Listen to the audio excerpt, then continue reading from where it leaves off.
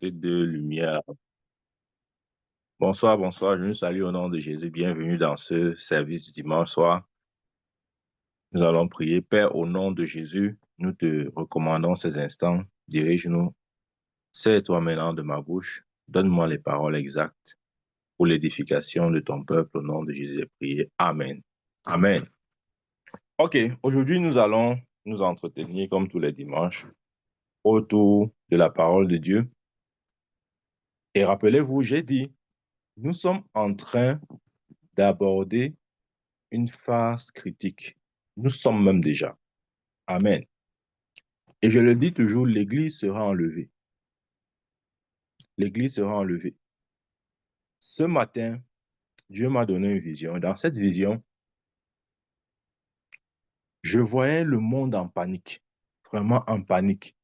Ouais, c'est comme si on avait libéré des êtres bizarres. C'est-à-dire, c'était comme, je veux dire quoi, les extraterrestres. Bref, quelque chose dont nous ne sommes pas habitués, des êtres vraiment bizarres. Et ça causait la panique totale. Tout le monde courait dans tous les sens. Amen. Et pendant que les gens s'agitaient, il y avait un endroit sûr, un abri, qui n'était pas un vaste endroit, c'est-à-dire l'espace n'était pas très grand, mais c'était très sécurisé. Et ça avait deux portes, devant et derrière. Mais on n'entrait que par une porte. Amen. Et pendant que les gens s'agitaient, moi aussi j'étais là, je courais. Et après, j'ai identifié cette porte-là, où j'ai identifié ce refuge. Et j'ai dit, non, voilà la direction, c'est là-bas qu'il faut aller. Et quand je suis entré, j'étais en sécurité. Et là, il n'y avait pas beaucoup de personnes. Il y avait juste un peu de personnes. Il y avait juste peu de personnes dans cet endroit. Et les autres étaient dehors. Et je voyais même d'autres chrétiens encore dehors qui étaient en train de courir, de fuir. Parce que vraiment, c'était quelque chose d'indescriptible. Je ne sais pas comment vous expliquer ça. Mais le monde n'était plus le même. Amen. Ça allait dans tous les sens. Mais quand je suis entré dans cet abri-là, j'ai trouvé le repos. Et de l'intérieur, je voyais les gens s'agiter dehors. Et je voyais certains chrétiens. Et j'étais en train de leur dire, non, venez plutôt ici. L'abri, le refuge, c'est ici. Amen. Malheureusement, j'ai remarqué un qui m'a vu, mais je ne sais pas pourquoi il n'a pas pu entrer. Amen. Et pendant que je voyais cette vision-là, ou pendant que j'étais dans cette vision-là, Dieu m'a donné exactement l'interprétation. Amen. L'abri dans lequel j'étais, c'était ce que la Bible appelle en Christ. Amen. Le psaume dit quoi? Celui qui se... Psaume 91. Cet abri-là, c'était Christ lui-même. Amen. Je vais vous dire, par rapport à ce qui est sur le point d'arriver sur terre, si chacun ne trouve pas son abri auprès de Christ, ça sera une catastrophe telle qu'il n'y a jamais eu. Ça, je peux vous le rassurer. Amen. Il n'y avait pas moyen de se cacher. De, en quelques lieux, c'est-à-dire que dans cette vision, il n'y avait pas moyen pour quiconque d'aller se cacher, je ne sais où, parce que les êtres qui ont été libérés avaient le contrôle sur toute la terre. Et il n'y avait que cet endroit-là. Le seul refuge n'était que dans cet endroit-là. La Bible dit, celui qui demeure sous l'abri du Très-Haut repose à l'ombre du Tout-Puissant. J'étais à ce moment à l'ombre du Tout-Puissant, à l'abri du Très-Haut. Ouais, l'abri du Très-Haut, c'est Christ. C'est Christ qui est l'abri du Très-Haut. Ouais, c'est pour ça qu'en même temps, j'aimerais nous encourager en nous disant que rassurons-nous. Ce n'est pas assez de dire, ah, je suis né de nouveau. Ah, mon prophète, n'est-ce pas, je suis déjà né de nouveau. Non, ce n'est pas assez. Il faut maintenant se rassurer de demeurer en Christ. Amen. Parce que quand je suis entré dans l'abri, dans cet abri, j'ai vu d'autres dehors, certains chrétiens, mais ils n'avaient pas discerné le lieu de sûreté, cet endroit. Amen. Ils n'avaient pas discerné qu'il fallait entrer là où je suis entré. Et il y a eu comme un grand feu. Et certaines personnes brûlaient littéralement. Et j'ai vu ces frères-là, qui étaient nés de nouveau, entre guillemets, être aussi consumés. Pourquoi? Parce qu'ils ont manqué de discerner l'abri. Amen. Ils ont manqué de discerner l'abri. Amen. Ouais, c'est un peu similaire à ce que Noé a eu. Lorsque Noé a construit l'arche, le jour où il est entré dans l'arche, le déluge est tombé. Amen. C'est une image aussi. Le jour où il est entré dans l'arche, le déluge est tombé et toute personne qui n'était pas dans l'arche a péri.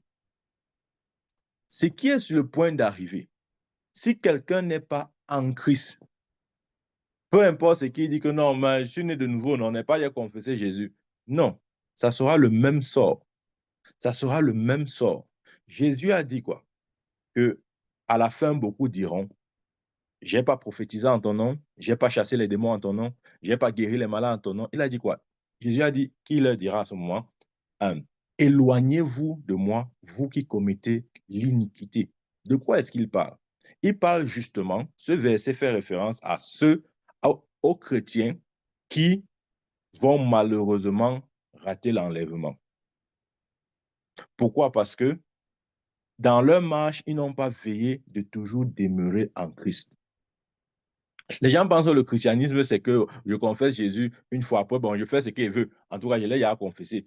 S'il vient, il va me chercher. Non, il ne va pas te chercher. Sors du rêve là, il ne va pas te chercher. Si tu ne demeures pas en lui, tu ne discerneras même pas. Et parce que tu ne discerneras pas, tu vas louper.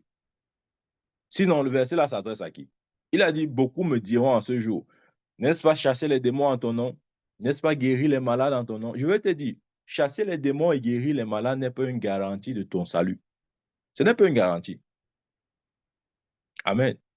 Parce que beaucoup qui ont fait ça, enfin, beaucoup le jour du jugement, beaucoup qui seront jugés, enfin, plusieurs qui seront jugés, seront aussi, parmi ces gens, il y aura aussi ceux qui, dans leur vie sur terre, ont eu à chasser les démons, ont eu à guérir les malades. Vous voyez?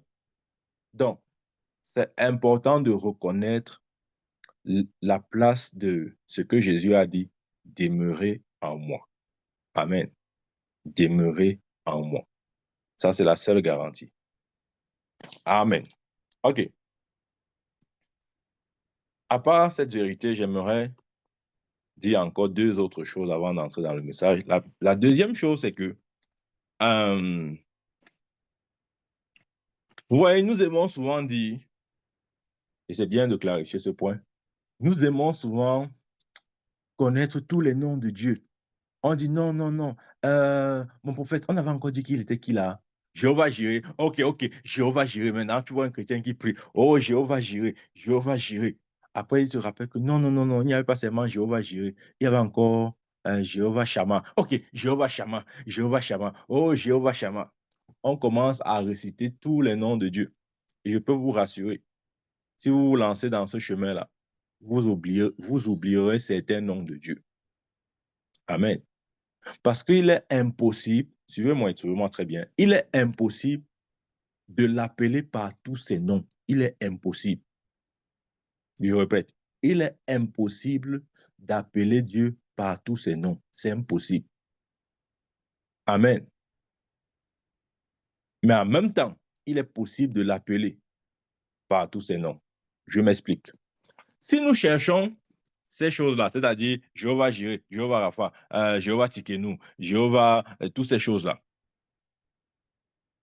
nous prions avec ça. Ce n'est pas mauvais, mais ce n'est non plus complet. Parce que Dieu n'est pas que Jéhovah Jireh, il n'est pas que Jéhovah Rapha, il n'est pas que Jéhovah Shalom, il n'est pas que Jéhovah Nissi. Amen. Il est beaucoup plus grand que tout ça. Mais il y a un nom qui résume tous ces noms. Amen. Et lorsque vous avez ce nom, vous n'avez plus besoin des autres noms. Écoutez-moi très bien. Lorsque vous avez la révélation de ce nom, vous n'avez plus besoin des autres noms. Amen. La Bible dit que qu'il a élevé le nom de Jésus au-dessus de tout nom. Ouais, souvent quand on lit ce verset, on voit seulement au-dessus de la maladie, au-dessus de la pauvreté, au-dessus de... Ouais, toutes ces choses-là. Ça, c'est notre compréhension classique. Mais c'est beaucoup plus grand. Il dit, il a élevé le nom de Jésus au-dessus de tout nom. Amen. Ça veut dire quoi? Ça veut dire que même au-dessus des noms de Dieu, Jésus a été élevé au-dessus de tous les noms de Dieu. De sorte que en ce nom réside, Colossiens dit, en lui habita toute la plénitude de la divinité. Ça veut dire qu'en Jésus, il y a la totalité de la divinité. Autrement dit, dans ce nom, Jésus, il y a la totalité de la divinité. Donc, si quelqu'un a Jésus, il n'a plus besoin des autres. Parce que Jésus est la plénitude de tous les noms. Tu vois, quand il parle comme ça, tu vas dire, tu n'as pas lu le verset biblique. Pourquoi? Bon, lis le verset biblique, je te connais. Je te connais. Ouvre avec moi Somme 100.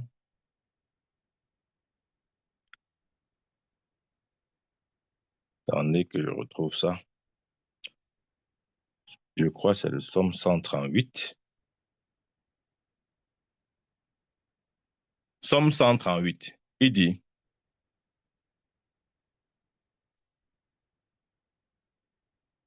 Somme 138, verset 2. La deuxième partie du verset dit, car tu as magnifié ta parole au-dessus de tout ton nom. Ouais. Il dit, tu as magnifié ta parole au-dessus de tout ton nom. Voilà. Tu as magnifié ta parole au-dessus de tout ton nom. Ça veut dire que la parole de Dieu est élevée au-dessus de tout nom que Dieu peut avoir. Amen. Et la Bible nous fait clairement savoir que la parole n'est rien d'autre que Jésus. Au commencement était la parole était avec Dieu, la parole était Dieu. La parole s'est faite chair, verset 14, elle a habité parmi nous, pleine de grâce et de vérité. Amen. Donc je vais dire ça autrement. Relisons maintenant ce verset autrement. Ce verset peut être traduit ainsi. Car tu as magnifié Jésus au-dessus de tout ton nom. Amen.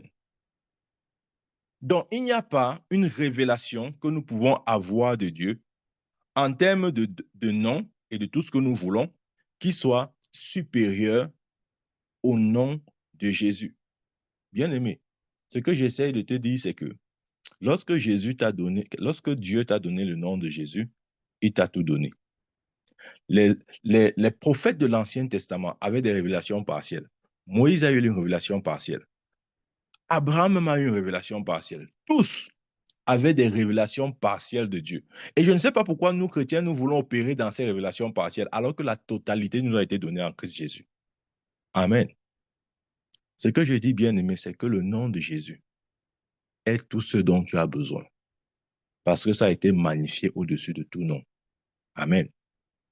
Ça, c'est la première chose que je voulais apporter comme éclaircie. La deuxième chose, c'est que, ouais, on aime souvent dire que Jésus Jésus a prié à jeûner pendant 40 jours au désert, dans le désert. OK? Et honnêtement parlant, parfois on se demande, mais il partait même faire quoi là-bas dans le désert? Ou qu'est-ce qu'il a accompli? Ou qu'est-ce que le désert lui a apporté? Parce que si ce n'était que pour jeûner, il n'avait pas besoin d'aller au désert pour le faire. Amen. Bref, quel était le but ou l'importance du désert dans la vie de Jésus? Ouais, j'aime bien parfois le rendu de l'évangile de Marc. Dans Marc chapitre 1, verset 2, vous serez surpris de ce qui s'est passé dans le désert avec Jésus. Marc chapitre 1, verset 2, il dit, aussitôt l'Esprit poussa Jésus dans le désert. Amen, ça c'est l'Esprit de Dieu qui l'a amené dans le désert, où il passa 40 jours. Tenté par Satan, il était avec des bêtes sauvages et les anges le servaient. Donc voilà, alors, voilà le séjour de quelqu'un dans le désert. Vous imaginez, il part dans le désert, un, pour être tenté par Satan, deux, pour être avec les bêtes sauvages, et trois, les anges de Dieu le servaient. Ces trois entités signifient quoi pour nous? La tentation du diable. Il n'a pas seulement été tenté par le diable. Parce que des fois, quand on parle du jeûne de Jésus dans le désert, on voit seulement qu'il a été tenté par le diable. Non, il n'a pas été tenté.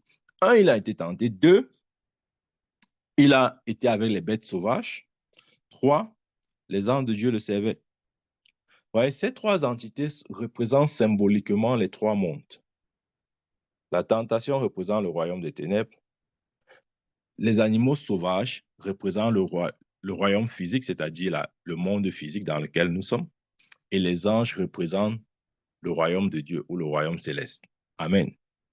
Donc, ça veut dire que pendant la tentation, enfin, pendant les 40 jours de Jésus, il a triomphalement, il a victorieusement euh, euh, euh, gagné ces trois mondes. Le monde de Satan, le monde physique et aussi le monde céleste. Ou si vous voulez, le royaume. Amen. Il a joué sur ces trois fronts-là, ces trois domaines ou sur ces trois mondes.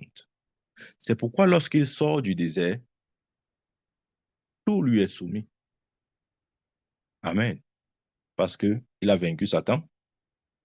Même dans le monde physique, il a vaincu, il a triomphé parce qu'il était avec les animaux sauvages. Ça représente juste le domaine, ouais, la sphère, le monde dans lequel, enfin, tous ces trois entités représentent juste des domaines ou des mondes. Ouais. Mais vous voyez que le fait pour Jésus d'avoir triomphé de tout, de tous ces royaumes, l'a établi victorieux. Amen. Il a été établi victorieux. C'est pourquoi tout lui était soumis. Tout, absolument tout.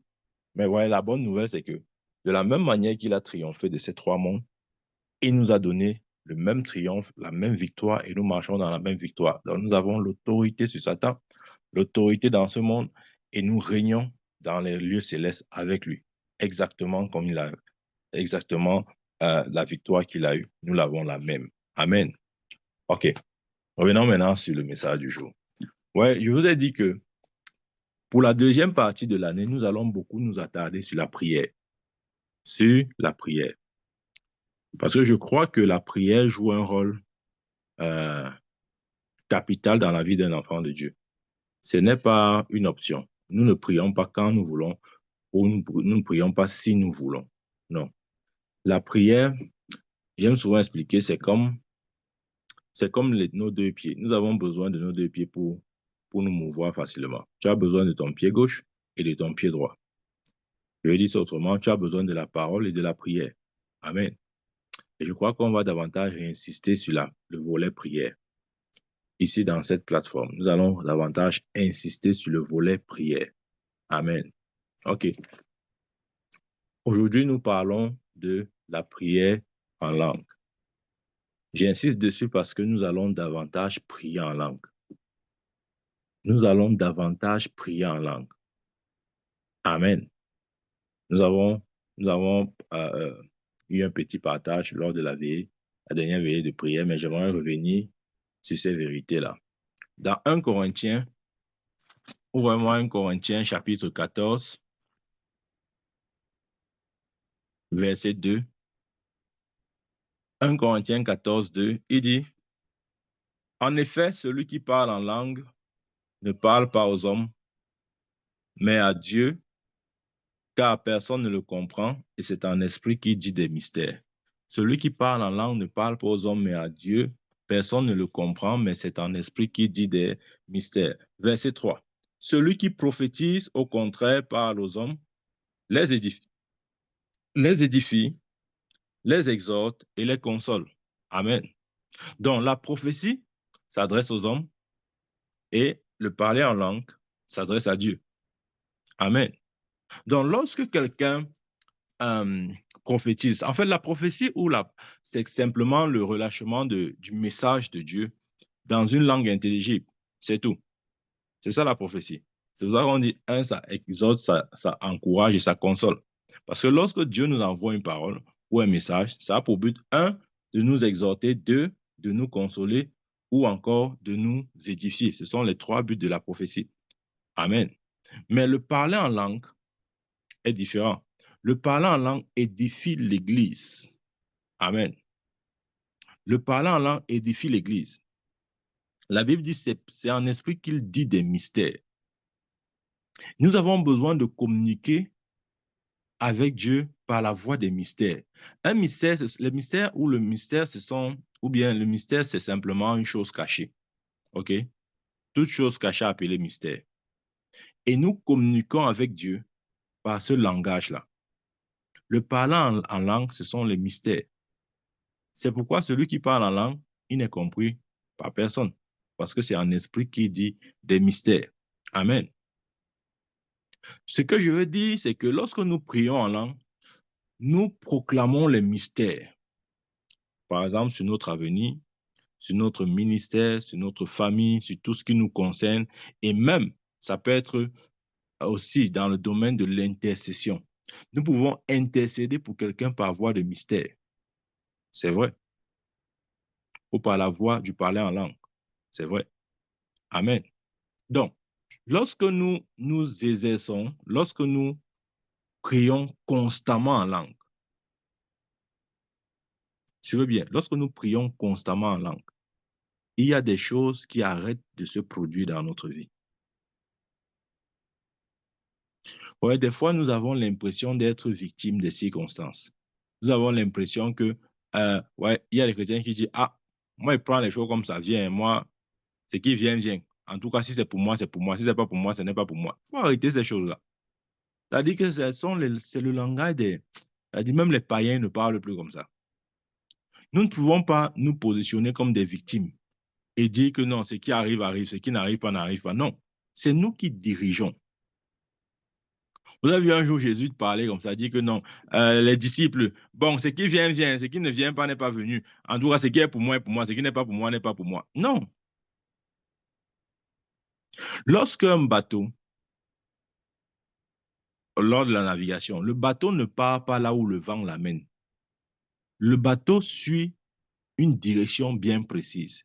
Vous savez, quand il y a le gouvernail, c'est pour orienter. Si le bateau se laisse aller au courant du vent, de la tempête, le bateau n'arrivera nulle part. Je veux te dire, si tu laisses ta vie à la chance, tu n'arriveras nulle part. Ne reste pas là dire que non, je suis déjà sur l'eau. Bon, maintenant, je laisse les vagues et le vent m'emporter comme je veux. Tu sais, mon prophète, moi, je me laisse couler avec les vagues et les... Non, non, non, non, non, c'est pas comme ça. Utilise le gouvernail. Oriente ce bateau-là, ce navire. Va exactement où tu es censé aller. Que le vent, la tempête ne te déroute pas, ne te donne pas une autre orientation. Amen. Ne laisse pas la vie donner une direction, ne laisse pas les circonstances de la vie donner une direction à ta vie. Ta vie a une direction indépendamment des circonstances. Amen. Je te dis bien aimé, rien de significatif ne va se produire dans ta vie jusqu'à ce que tu commences à prier en langue. Je dois te dire ça. Si on ne te dit pas ça, c'est que, ouais, il y a des chrétiens qui disent non, non, pourquoi tu dis ça? Tu ne dois pas dire ça. Hein, la Bible dit que toute chose concourt au bien de ceux qui aiment Dieu. Tu vois, la Bible a dit que non, non, non. Ce n'est pas comme ça. Je répète, rien de significatif n'arrivera dans ta vie jusqu'à ce que tu commences à prier en langue. Si tu ne me crois pas, demande à Paul. Il dit dans 1 Corinthiens 14, verset 18, je rends grâce à Dieu de ce que je prie en langue plus que vous tous. Amen. Regarde maintenant son ministère. C'était différent du ministère de tous les autres apôtres. La clé aussi n'est pas seulement dans la grâce qu'il avait, c'est aussi dans sa capacité à prier longtemps en langue. Quand tu pries en langue, tu stockes des énergies. C'est vrai. Tu stockes des énergies qui te seront utiles plus tard. Si tu n'as pas de ressources en toi, quand les problèmes, les difficultés ou la tentation viendra, le seul réflexe que tu auras, sera de fuir. Tu ne me crois pas, demande aux disciples. Quand Jésus est allé prier à Gethsemane, ils étaient en train de dormir. Quand la tentation est venue, tous ont fui, tous ont fui. Pourquoi? Parce que le moment où il fallait se recharger, le moment où il fallait avoir des ressources en eux, ils ont préféré dormir. Maintenant, quand il fallait manifester, ou disons, quand ces ressources devaient intervenir pour les préserver, ne les ayant pas, ils ont fui. Ils ont fui. Nous pouvons lire ça et dire non, comment ils ont exagéré, comme ils sont avec Jésus pendant 3 ans. Maintenant, ils se mettent à fuir. Alors que devant eux, Jésus a guéri les malades, devant eux, il a ressuscité les morts, devant eux, il a multiplié le pain. Comme il fait ça, il fuit, il fuit. Toi-même, tu vas fuir. Si tu étais à leur place, tu allais fuir. Amen. Quand tu dors lorsqu'il faut prier, je te promets, quand la tentation viendra, ça ne sera que la fuite qui sera dans ta tête. Ça ne sera pas autre chose. Amen. Donc, lorsque nous prions, nous disons par l'Esprit de Dieu des mystères. Attendez. Tu vois, je te connais. Quand il parle comme ça, tu veux seulement les versets bibliques. Ouvre avec moi de 1 Corinthiens chapitre 2. Lisons progressivement ces versets. Regardez. Verset 6. Il dit, verset 6 dit, cependant, c'est une sagesse que nous prêchons parmi les parfaits. Tu veux bien. C'est une sagesse que nous prêchons parmi les parfaits. Sagesse qui n'est pas de ce siècle. C'est une sagesse que nous prêchons parmi les parfaits. Les parfaits, ici, c'est l'Église. Voilà. C'est une sagesse que nous prêchons parmi les parfaits. Dieu nous appelle les parfaits. Toi, tu es en train de dire que je suis pauvre pécheur. Dieu t'appelle parfait. C'est une sagesse que nous prêchons parmi les parfaits. Sagesse qui n'est pas de ce siècle, ni des chefs de ce siècle qui vont être anéantis. Il donne ici la finalité des chefs, des chefs de ce siècle. C'est-à-dire toute personne, tout gouverneur, toute personne qui règne et qui n'est pas en Christ. La finalité, c'est quoi? L'anéantissement, la destruction, la ruine. Verset 7. Nous prêchons la sagesse de Dieu, mystérieuse et cachée, que Dieu, avant les siècles, avait destinée pour notre gloire. Verset 8. Sagesse qu'aucun des chefs de ce siècle n'a connue. Car s'ils l'eussent connue, ils n'auraient pas crucifié le Seigneur de gloire. Mais, comme il est écrit, ce sont des choses que l'œil n'a point vues, que l'oreille n'a point entendues, et qui ne sont montées, et qui ne sont point montées au cœur de l'homme, des choses que Dieu a préparées pour ceux qui l'aiment. Amen. Cette sagesse que nous prêchons, ce sont des choses que l'œil n'a point vues, que l'oreille n'a point entendues, et qui ne sont point montées dans le cœur de l'homme, des choses que Dieu a préparées pour ceux qui l'aiment. Amen. Bien-aimés, lorsque nous prêchons cette sagesse, lorsque nous proclamons cette parole, ce sont des choses que l'œil n'a point vues. Quand tu pries en langue, tu es en train de former des choses que l'œil n'a point vues. Amen. Les choses que l'oreille n'a point entendues, les choses qui ne sont pas montées dans le cœur d'un homme. Amen. Ce sont des choses que Dieu a préparées pour nous. Mais voyez, même si Dieu a préparé de bonnes choses pour nous, si nous ne les formons pas, nous ne les verrons jamais. La Bible dit que l'homme a été créé, Genèse chapitre 2, et Genèse chapitre 1, l'homme a été créé, et Genèse chapitre 2, l'homme a été formé. Si Dieu ne formait pas l'homme, au chapitre 2, bien qu'au chapitre 1, il a été créé, il ne se serait pas manifesté sur la terre. Bien aimé, ce que j'essaie de dire, c'est que quel que soit ce que Dieu a préparé ou formé pour toi, si tu as créé pour toi, je veux dire, si tu ne les formes pas, tu ne les verras pas. Amen. Si ces choses créées, préparées, si ces choses ne sont pas maintenant formées, tu ne pourras pas attester, les toucher, rendre témoignage. Amen. Et nous formons ces choses par la proclamation de ces paroles mystérieuses. Amen.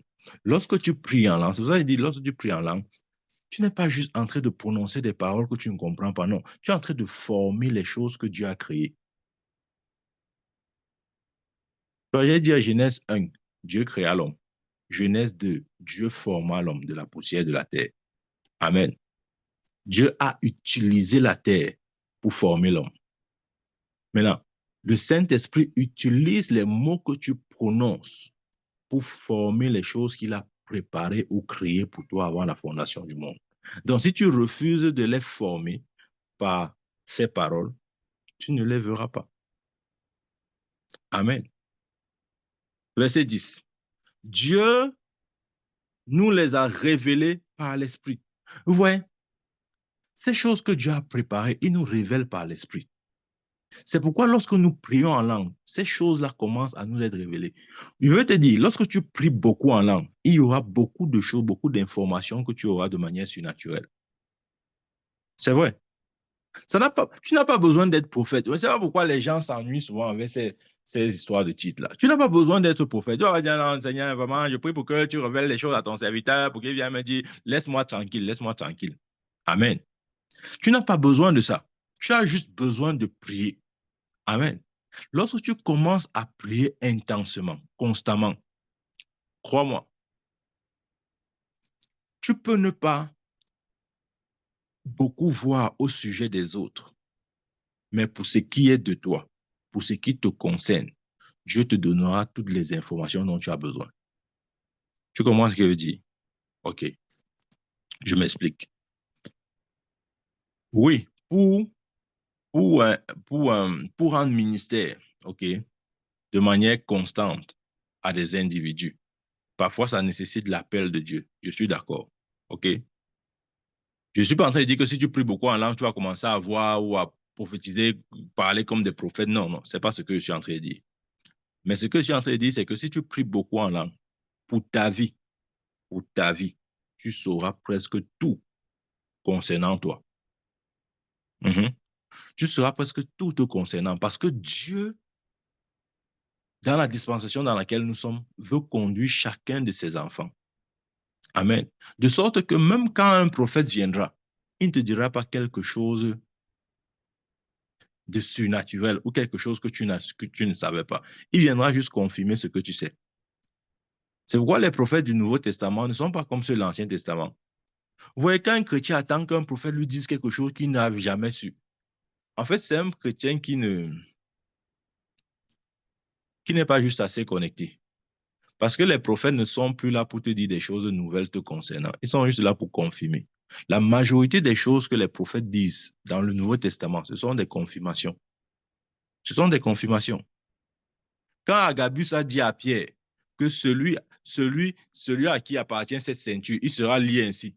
Pierre, veut dire quoi? Quand Agabus a parlé à Paul, celui à qui appartient cette ceinture, c'est ainsi qu'il sera lié. Paul savait déjà ça. Il n'a pas prophétisé quelque chose de nouveau. Paul savait, parce que Dieu lui avait dit, les persécutions et les épreuves par lesquelles il va traverser à cause de l'évangile, ce n'était pas une nouvelle prophétie. Mais aujourd'hui, vous voyez, dès qu'on donne une prophétie comme ça, tu vois la personne est excitée. C'est comme si on a dit quelque chose qu'il ne savait, il n'a jamais su. Tu es censé savoir au moins ce qui te concerne. Et pour savoir les choses qui te concernent, c'est ce que la Bible dit. Il dit, Dieu nous les a révélées par l'Esprit. Car l'Esprit sonde tout, même les profondeurs de Dieu. Lorsque nous prions en langue, Dieu commence à nous révéler ces choses-là. Parce que l'Esprit sonde tout, même les profondeurs de Dieu. Amen. Ouais, c'est pourquoi tu dois prier. Je t'apporte comment dire, je t'apporte ces révélations pour qu'en priant, tu ne pries pas juste comme un religieux. Tu ne pries pas parce qu'on a dit qu'il faut prier en langue. Le prophète là avait dit qu'il faut prier en langue. Non. Il faut prier avec révélation. Je vais vous dire, les choses qui marchent à la fin, ce ne sont pas les choses qui existent. Ce sont les choses dont tu es conscient. Si tu n'es pas les choses dont tu es conscient, si tu n'es pas conscient d'une vérité, même si elle existe, ça ne fonctionne pas. Je vous dis la vérité. Ça ne marche pas juste parce que c'est une vérité, non. Ça marche parce que tu es conscient de la vérité. C'est comme ça que les choses spirituelles fonctionnent. Ça ne fonctionne pas juste parce que c'est la vérité, non. Non, non, non, non, non. C'est pas comme ça. Ne crois pas que les choses vont fonctionner juste parce que c'est la vérité. Mais les choses fonctionneront en fonction de ton degré de conscience que tu as d'elle. Sinon, ça ne marche pas. Bon, je prends un exemple. Ok, par exemple, là, je suis en train de dire qu'il n'a pas donné l'exemple. Prends donc cet exemple. Nous savons que le nom de Jésus est élevé au-dessus de tout nom. Mais pourquoi quand tu pries, oui, toi qui me regardes, quand tu pries, toi-même tu sais, ça ne marche pas toujours. Est-ce que ça veut dire que le non n'est pas efficace? Non, c'est efficace. Ça dépend de ton degré de conscience. Jusqu'où est-ce que tu es conscient? C'est de ça qu'il s'agit. C'est un peu... Le problème n'est pas le non. Le problème, c'est qui utilise le non. Les 7 fils de Séva, il a dit au nom de Jésus que Paul prêche, sort. Les démons ont dit, je connais Jésus, je connais Paul. Toi là, toi, tu es qui?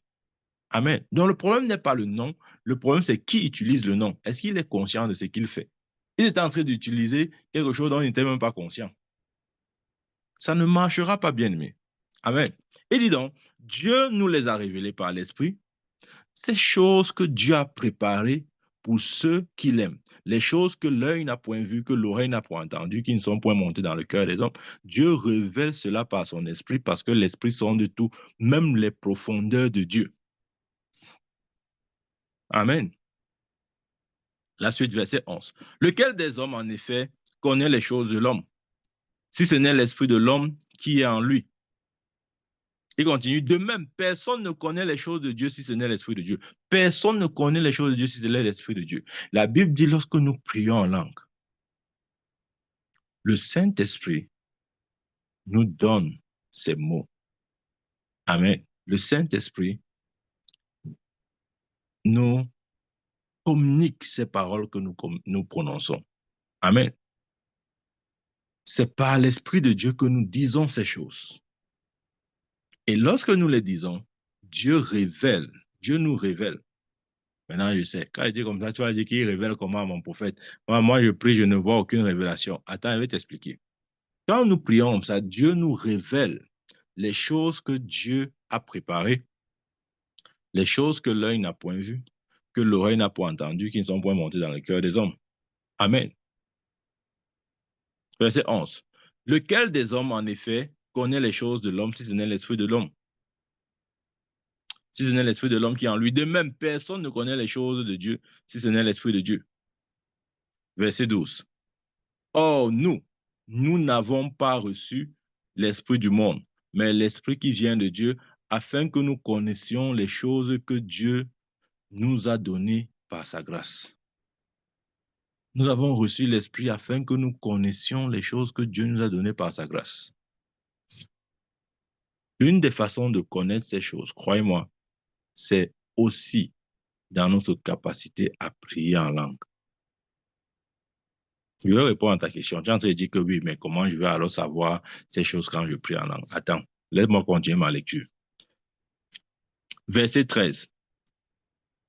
Et nous en parlons, non avec des discours qu'enseigne la sagesse des humains, mais avec ceux qu'enseigne l'esprit. Regardez, regardez. Et nous en parlons. De quoi? De ces choses cachées, de ces choses mystérieuses. Et nous en parlons non avec les discours qu'enseigne la sagesse humaine, mais avec ceux qu'enseigne l'esprit, employant un langage spirituel pour les choses spirituelles. Nous avons besoin d'employer un langage spirituel pour les choses spirituelles.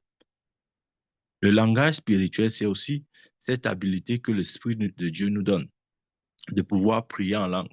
Ça, c'est un langage spirituel et c'est pour les choses spirituelles. Amen. Maintenant, je reviens à ta question. Parce que tu as dit que oh, je n'ai pas répondu à ta question. Voilà, je réponds. Comment donc savoir ces choses que Dieu a préparées pour nous lorsque nous prions? Lorsque nous prions, je ne sais pas ce qui en est de vous, mais pour ce qui me concerne, lorsque je prie en langue,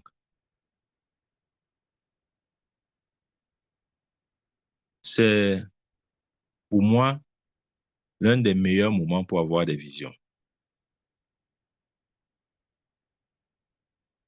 Amen. C'est l'un des meilleurs moments pour moi pour avoir des visions. Ça, c'est mon expérience. Bon, maintenant, tu vas dire que oui, mais c'est comme ça parce que tu es un prophète. Ça n'a rien à voir. Joël a dit, dans les derniers temps, je répandrai mon esprit sur toute chair. vos fils et vos filles prophétiseront, vos vieillards auront des songes et vos jeunes gens des visions. Et vos jeunes gens des visions. Il n'a pas dit et vos prophètes, il a dit et vos jeunes gens. Amen. Mets-toi dans la catégorie de ces jeunes gens et vois-toi comme cette personne prédestinée, établie, élue pour avoir part à ce domaine des visions. Amen. Il n'a pas dit vos prophètes. Non, non, non. Non, laisse le titre là. Ça va t'embrouiller pour rien. Amen.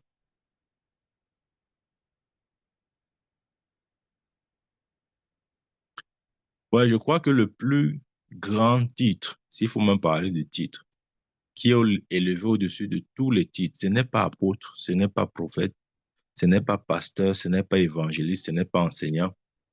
C'est notre statut actuel d'enfant de Dieu. Ça, c'est au-dessus de tout. Comment je sais? Voilà. Jésus a dit, parmi ceux qui sont nés des femmes, il n'y a pas plus grand que Jean-Baptiste. Mais cependant, le plus petit dans le royaume de Dieu est plus grand que Jean-Baptiste. Qu'est-ce que Jésus est en train de dire? Nous savons que Jean-Baptiste était prophète. Non seulement il établissait Jean-Baptiste au-dessus de tous les prophètes de l'Ancien Testament parce que c'était le dernier de l'Ancien Testament. Donc, pour Jésus, Jean-Baptiste était élevé au-dessus de tous les prophètes de l'Ancien Testament. Amen. Il dit quoi? Parmi ceux qui sont nés de femmes.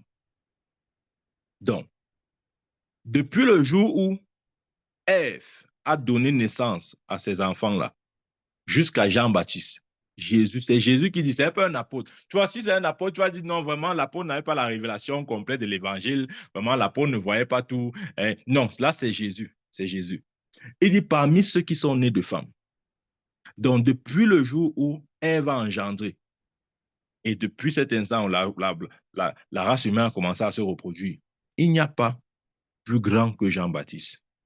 Et c'est la suite du verset qui m'intéresse. Il dit, cependant, le plus petit, bien aimé, peut-être tu es le plus petit, ou bien peut-être je suis le plus petit.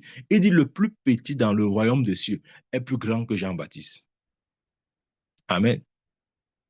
Donc, ça veut dire que notre position d'enfant de Dieu est au-dessus de toute position réunie. Alors, quand je parle de ces choses, ne te laisse pas perturbé par les titres. Il a dit dans les derniers jours, je répandrai mon esprit sur toute chair. Vos fils et vos filles prophétiseront, vos jeunes gens, vos vieillards auront des songes et vos jeunes gens des visions. Amen. On n'a pas dit vos prophètes auront des visions. Donc, lorsque tu pries, tu vois, si tu ne t'attends à rien, tu ne verras rien. Ça, c'est aussi le même principe. Hein.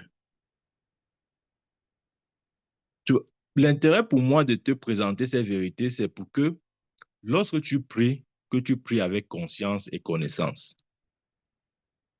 Oui, tu dois avoir la connaissance ou tu dois être conscient de certaines choses lorsque tu pries. Sinon, tu risques de ne pas les manifester. Amen. Donc, lorsque tu pries en langue, Dieu commence à déposer en toi des visions. Ça veut dire que tu commences à voir de manière un peu plus claire, soit de la direction que tu dois prendre, soit de le prochain pas, soit de la chose que tu dois faire pour arriver à l'étape suivante. Ça, c'est possible lorsque tu pries en langue. C'est possible. Tu vas dire, mais mon prophète, moi, quand je prie, je ne vois toujours rien. Continue. Continue. Continue jusqu'à ce que tu commences à voir. Amen. Continue jusqu'à ce que tu commences à voir. Ne me demande pas combien de coups de machette il faut pour abattre un arbre. Il faudra autant de coups nécessaires jusqu'à ce que l'arbre tombe. Donc, continue jusqu'à ce que ton œil commence à voir. Maintenant, lorsqu'on parle de vision, ce n'est pas... Ouais, les visions ne sont pas simplement des... Ouais, quand on parle de vision, les gens voient tout que, ok, j'ai dormi, j'ai rêvé que, et maintenant, on voit aussi les visions là comme ça, que non, j'ai rêvé. Non, ce n'est pas toujours j'ai rêvé, non. C'est à l'intérieur de toi, il y a comme une intuition. Par exemple, une vision peut se traduire par une intuition. OK? Il y a comme une direction, une lumière qui se forme en toi. Il y a comme une assurance ou bien une, une orientation particulière que Dieu dépose en toi. Amen. C'est aussi comme ça que Dieu nous parle. Les visions peuvent aussi prendre cette forme. Par exemple, par vision, tu veux voir comme un écran de télévision ou bien un grand écran comme le cinéma. Tu veux voir ça comme ça, que j'attends aussi voir l'écran comme le cinéma. Je veux voir les images. Mon prophète m'a dit qu'il veut avoir une vision quand je prie. Moi, j'attends aussi ma part. Non, on n'attend pas toujours ça comme ça. Amen. Dieu nous conduit par son esprit au moyen de notre esprit. La Bible dit que l'esprit de l'homme est la lampe de l'Éternel. Ça veut dire que Dieu nous conduit par notre esprit. Amen. Donc, soyons plutôt sensibles à tout ce qui vient de notre esprit. Je l'ai toujours dit, notre esprit ne peut pas nous tromper. Quand tu es né de nouveau, la Bible dit quoi? Si quelqu'un en Christ, il est une nouvelle création. Les choses anciennes sont passées. Dieu recrée ton esprit à la nouvelle naissance. Ton esprit ne peut pas te tromper. Tu ne peux, écoute-moi, si tu es né de nouveau, tu ne peux pas écouter la voix de ton esprit et tomber dans l'erreur. C'est impossible. Aussi impossible que le Saint-Esprit ne peut pas te tromper. Ton esprit ne peut pas te tromper. Amen. Mais maintenant, la dimension de notre être qui peut nous tromper ou qui pourrait nous dérouter, c'est notre intelligence. OK? L'homme est trois parties. Il y a l'esprit, il y a l'âme et il y a le corps. Ton esprit ne peut pas te tromper. C'est impossible. Je dis c'est impossible. Maintenant, ton âme, parce que ton âme n'est pas recréée, l'âme suit le processus de renouvellement. Ton âme peut te tromper. Ça veut dire les pensées qui viennent de ton âme. Parce que ton âme n'est pas recréée, ton âme peut te tromper. Oui. Ça veut dire que si tu écoutes ton âme ou tes pensées, si elles n'ont pas assez subi le processus de renouvellement, elle peut t'induire en erreur. Oui. Mais ton esprit ne peut pas t'induire en erreur. Amen. C'est pourquoi la Bible dit que lorsque l'on prie en langue, c'est notre esprit qui prie. On n'a pas dit c'est notre intelligence. Non. Au contraire, on dit quoi? L'intelligence est stérile, mais l'esprit prie. Amen. Donc, bien aimé, ces choses mystérieuses-là, Dieu les dévoile lorsque nous prions en langue. Nous utilisons un langage spirituel pour parler des choses spirituelles. Nous formons des choses que Dieu a créées par le moyen de la prière en langue. Le fait que Dieu a créé n'est pas suffisant parce que tout ce qui a été créé doit être formé avant d'être vu. Genèse 1, Dieu a créé l'homme. Genèse 2, Dieu a formé l'homme. Et ce n'est qu'à Genèse 2, qu'à partir de Genèse 2 qu'on commence à voir l'homme. Pourtant, il avait déjà été créé. Donc, bien aimé, quelles que soient les choses que Dieu a préparées d'avance pour toi, si tu ne te lèves pas pour les former maintenant. Ouais, la Bible dit que Dieu a formé l'homme à partir de la poussière de la terre. De la même manière, nous formons ces choses que Dieu a préparées ou créées pour nous à partir des paroles que nous prononçons lorsque nous prions en langue. Ça doit être clair dans ta tête. Il ne faut pas être embrouillé à ce niveau-là. Ça doit être clair. Si tu n'as pas cette révélation, tu vas prier en langue 1000 ans. Tu ne verras jamais le résultat. Tout à l'heure, j'ai dit les choses ne fonctionnent pas parce qu'elles sont vraies. Elles fonctionnent parce que nous sommes conscients d'elles. Si tu pries en langue sans avoir ces connaissances-là, ces informations que je te donne, tu vas prier comme ça 1000 ans, tu ne verras rien. À un moment donné, tu vas te fatiguer. Après, tu vas commencer à dire que bon, oui, mais si tu veux, bon, prier en langue, c'est un peu obligé. C'est pas obligé. Parce que tu vois, tu es frustré. Tu as essayé de faire quelque chose, ça n'a pas marché. Tu es frustré. Maintenant, tu décourages les nouveaux convertis. Quelqu'un veut prier en langue, c'est toi-même qui le décourage. Que non, ce n'est pas vraiment important. Oui, si tu veux, prie. Si tu veux, ne prie pas. C'est pas grave. Dieu t'écoute toujours. Dieu écoute les pensées de ton cœur. Tu vois, ça, c'est pas, tu es frustré. Tu es frustré. Au lieu de gérer ta frustration, tu veux maintenant décourager le nouveau converti là qui vient encore avec le zèle, le feu du Saint-Esprit. Toi, tu es comme le vieux prophète. Tu veux tuer le jeune prophète parce que tu es frustré. Amen. Nous avons besoin de la connaissance. Mon peuple périt faute de connaissance. Amen. C'est important. Lorsque nous prions en langue, nous aidons notre esprit à mieux saisir la pensée de Dieu. La Bible dit qui connaît les choses de l'homme si ce n'est l'esprit de l'homme. De même, personne ne connaît les choses de Dieu si ce n'est l'esprit de Dieu. L'esprit de Dieu sonde tout, même les profondeurs de Dieu. Donc, lorsque nous prions en langue, l'esprit de Dieu sondant les profondeurs de Dieu, notre esprit est plus habile ou capable de saisir de manière exacte la pensée de Dieu. Ça, tu dois avoir cette information. Tu dois avoir cette information lorsqu'on parle de la prière en langue. Et on voit que la prière en langue, c'est vraiment les mots bizarres qu'on prononce là. Personne ne sait même ce qu'il dit. Après, on se fatigue, mais on dit que, mais on prie, même on prie quoi. Après, maintenant, Satan vient te dire que dis donc, laisse ça. Toi, tu comprends ce que tu dis là. Après, toi aussi, tu dis, oui, c'est même vrai, Satan, je ne comprends pas ça. Mais c'est pas pourquoi c'est toujours le prophète là qui dit qu'il faut prier. Non, tu dois prier avec connaissance. Amen. Tu dois prier avec connaissance. Ouais. Lorsque la Bible parle d'un quotidien très du parlant en langue, il présente le parlant en langue comme étant la langue des anges. La langue des anges.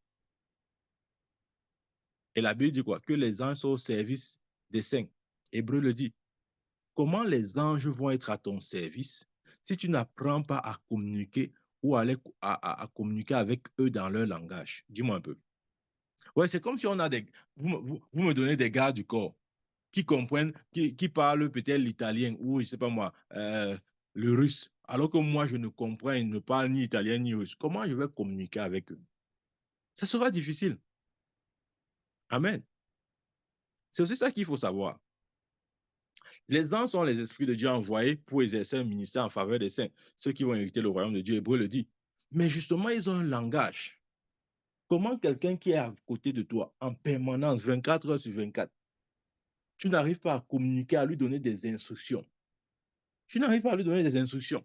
Et s'il n'a pas d'instructions, il ne va pas agir. Bien aimé, je veux te dire, quand tu pries en langue, à ce moment, c'est vrai, tu parles à Dieu, mais une autre vérité s'établit. Tu es en train de donner des instructions aux anges assignés à ta mission. Amen. Tu es en train de leur dire des choses, des instructions claires. Ils vont obéir. Ils vont obéir. C'est moi qui te dis, ils vont obéir.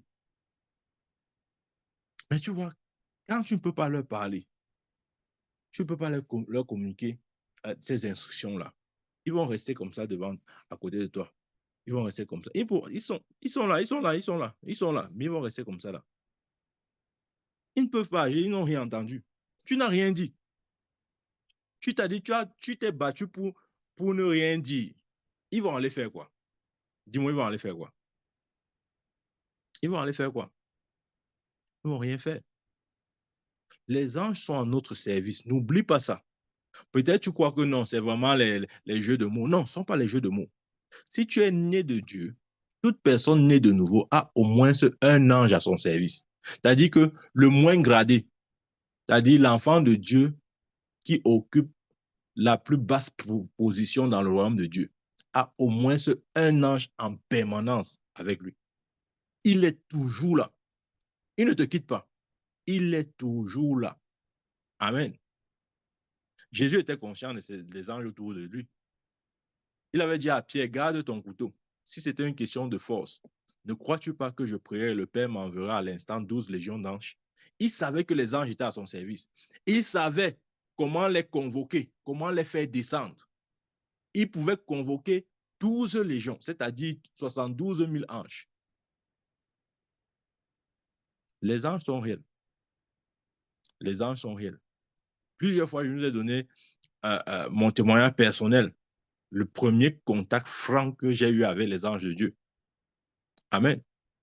Je vous avais donné ce témoignage. Je vais encore le redire. Ça fait quelques années. Alors, j'étais à la maison et puis à la véranda, j'étais à la véranda plus précisément. Et puis, je ne sais pas ce qu'ils faisaient à la véranda, mais tout à coup, j'ai vu des hommes lourdement armés, je vous assure. C'est-à-dire, c'était comme s'ils partaient à la 4e guerre mondiale. Lourdement armés. Ils ont traversé le mur ou la barrière en une seconde. Je ne sais pas comment ils ont fait ça. Et je savais dans ce rêve-là qu'ils venaient me tuer. Oui. Et pris de peur, voilà, ça c'est notre problème, la peur. Pris de peur, j'ai couru en entrant à la maison. Je savais que je perdais mon temps parce que Je ne pouvais pas échapper à ces hommes-là. Ils étaient beaucoup supérieurs, beaucoup plus forts et supérieurs à moi. Mais j'avais oublié qu'il y avait les anges de Dieu à côté de moi. Donc, j'entre comme ça, là. Je fuis pour ma vie. Ouais. C'est ça, quand tu es un inconscient, quand tu es un ignorant, tu vas seulement fuir. Amen. Donc, je fuis comme ça, j'entre à l'intérieur, au salon, et puis je pénètre par le couloir, et je ne sais pas où aller. J'entre dans une chambre, et quand je suis dans la chambre, je m'en vais aux toilettes de la chambre, et moi, j'ai su que je me suis piégé, puisque je ne pouvais plus aller. Et à peine je suis dans les toilettes de la chambre comme ça, je rabats la porte contre moi comme ça, mais ça ne servait à rien. En moins de 3 secondes, les gars m'ont retrouvé. Et quand ils m'ont retrouvé comme ça là, le premier qui était devant moi, il a sorti son arme, prêt à dégainer comme ça là. Bien aimé, je ne peux pas vous expliquer ce qui s'est passé à ce moment-là. À ce moment-là, la peur m'a littéralement abandonné. Cette peur que j'ai traînée depuis la véranda jusqu'au salon, passant par le couloir, finissant par la chambre et la douche de la chambre. Cette peur m'a abandonné. Ça, c'est la première chose qui s'est produite. La deuxième chose, une assurance, vraiment, je ne sais d'où elle sortait cette assurance, a rempli mon cœur. Et quand j'ai eu cette assurance-là, j'ai eu en même temps la conscience de la présence des anges autour de moi. Et qu'est-ce que j'ai dit? J'ai dit, ange de Dieu, bloque celui-ci. Je vous parle, Dieu m'est témoin. Dans ce rêve, c'est ce que j'avais dit. Je ne les voyais pas physiquement, mais dans la foi, je savais qu'ils étaient là. Et quand j'ai dit, ange de Dieu, bloque celui-ci, j'ai parlé directement à l'ange qui était à côté de moi. Dès que j'ai dit ça, je vous dis, hein, Dieu est témoin, il sait que c'est vrai. Le soldat qui était prêt à me tirer sur moi, il est calé comme ça, immobile. Le deuxième vient, il sort son arme, il est prêt à tirer. Je dis, ange de Dieu, bloque celui-ci. Le deuxième, dès que je dis à l'ange de bloquer, le deuxième cale comme ça là. C'est comme ça qu'avec l'ange qui était avec moi, je les ai tous immobilisés, du premier jusqu'au dernier. Tu vois, quand il dit qu'il y a les anges à côté de toi, tu vois, comme ça, il dit que non, mon prophète, c'est quoi ça?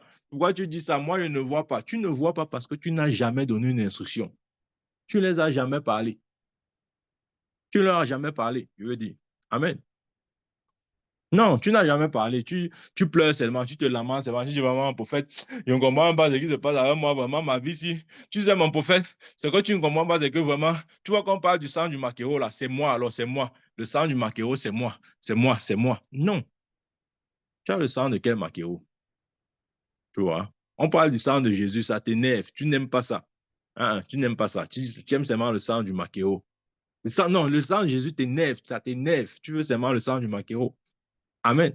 On dit qu'il y a les anges à côté de toi. Non, ça t'énerve. Tu veux seulement dire comment tu as peur. Tu veux seulement qu'on réalise que vraiment, les craintes, la peur, c'est ça ton problème. Vraiment, tu veux qu'on sache que tu es dans les problèmes. Non. Fais ça autant que tu veux. Tu n'auras jamais une solution permanente. Ça ne marche pas comme ça. Ça n'a jamais marché comme ça et ça ne marchera jamais comme ça. Amen. Donc, il y a les anges à notre service. Mais ces anges-là, l'une des façons de les rendre efficaces, c'est de leur donner des instructions. Lorsque tu pries en langue, tu n'es pas simplement en train de prier à Dieu parce que 1 Corinthiens 13 dit que lorsque je parle la langue des anges, du parler en langue. OK? Donc, lorsque tu pries en langue, tu ne parles pas seulement à Dieu. Tu parles aussi aux anges qui sont autour de toi. Et tu es en train de leur donner des instructions parce qu'ils sont à ton service. La Bible dit les anges sont les esprits de Dieu envoyés par Dieu pour les saints, enfin, envoyés par Dieu pour exercer un ministère en faveur des saints, de ceux qui vont hériter le royaume. Ils sont là pour te servir et ils ont besoin de recevoir des instructions de ta part. Jusqu'à ce que je dise à l'ange qui était à côté de moi, bloque celui-ci. Il ne pouvait rien faire. Ça veut dire que pendant que je courais là, de la véranda jusque dans la chambre et dans la douche, il courait aussi avec moi. Vous vous imaginez? C'est-à-dire, je cours comme ça, mon ange aussi derrière moi. Il court. Je cours, il court. Après, je cours vite. Il dit non, Michael, tu cours trop vite. Attends, je vais te rattraper. Attends, ouais, ça, c'est la peur. Tu fais courir les anges pour rien. Laisse-les tranquilles, donne des instructions. Amen. Et tu vois, quand tu pries en langue, tu donnes ces instructions-là. Ils vont se déployer. Hein. Tu comprends maintenant pourquoi ta vie tourne en rond. Tu crois à dire que non, mon prophète, tu ne comprends pas, c'est que dans notre famille, c'est ça notre problème. Pourquoi? Ouais, un jour, Dieu avait dit à Adam, qui t'a dit? T'as dit, on a mangé le fruit défendu. Hein. On est seulement en train de dire que non, Adam avait mangé le fruit défendu, c'est pour ça que vraiment la race humaine est dans les problèmes. Pose-toi la question si toi, tu n'as pas mangé le fruit défendu. Dieu avait posé la question à Adam, qui t'a dit que tu es nu? Il était nu tous les jours, mais il ne savait pas. Mais le jour qu'il a mangé le fruit, Dieu a dit, il vient dire à Dieu que je suis nu. Dieu a dit que qui t'a dit que tu es nu? Ça veut dire que tu as mangé, tu as, tu as reçu une information qui t'a donné accès à d'autres types de connaissances. Bien aimé, ce que je veux dire, c'est que si nous mangeons le fruit défendu, ou dit autrement, si nous mangeons le fruit de l'ignorance, nous allons arriver dans le village de quoi? Dans quel village même? Dans le village de la mort. C'est tout. Nous devons être conscients, bien-aimés. Et je prie au nom de Jésus-Christ. Toute sémence, tout fruit, toute connaissance qui était incompatible avec ta nature, que tu puisses vomir cela maintenant et que la bonne connaissance, la révélation de la parole de Dieu puisse te pénétrer. Amen. Vous connaîtrez la vérité et la vérité vous affranchira. C'est ce que la Bible dit. Amen. Donc, c'est important pour nous de prier en langue. De prier en langue. Pourquoi nous prions en langue? Je vais vous dire. La prière par l'intelligence, c'est-à-dire le français, l'anglais, l'italien, toutes ces langues-là, sont limitées. Et je veux même mieux dire, sont corrompues. Lorsque je dis qu'elles sont corrompues, ça veut dire que Dieu a donné ces langues pour opérer sur la terre. Comprenez-moi très bien. Les langues que Dieu a données, c'est pour opérer sur la terre. Amen. Donc, je parle le français pour opérer. C'est une langue terrestre. L'anglais, c'est une langue terrestre. L'italien, terrestre. Toutes nos langues là sont les langues terrestres. Donc, ça ne peut pas aller au-delà de la terre. C'est vrai. C'est pourquoi Paul lui-même, il dit, lorsqu'il parle de la prière, il dit, je prierai en langue et je prierai aussi avec mon intelligence. Je chanterai en langue et je chanterai aussi avec mon intelligence. Il met d'abord la prière en langue au-dessus parce qu'il sait que la prière par l'intelligence est limitée. C'est limité. Amen. Il y a des choses que tu ne peux pas dire en français.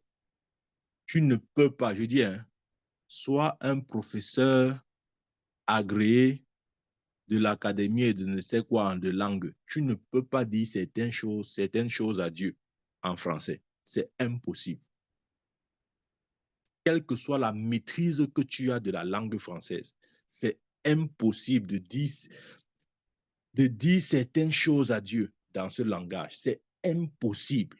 Je dis impossible, quelle que soit ta maîtrise de la langue. C'est impossible. Parce que la langue est limitée. Le français est limité. Amen. Nous devons savoir ça. Le français est limité, l'anglais est limité. Ça n'a rien à voir avec ton vocabulaire. Hein. Si tu veux connaître tous les mots du dictionnaire, tu ne peux pas t'adresser à Dieu d'une certaine manière, avec une certaine profondeur, en utilisant les mots du vocabulaire ou les mots de la langue. Ce n'est pas possible. Ce n'est pas possible.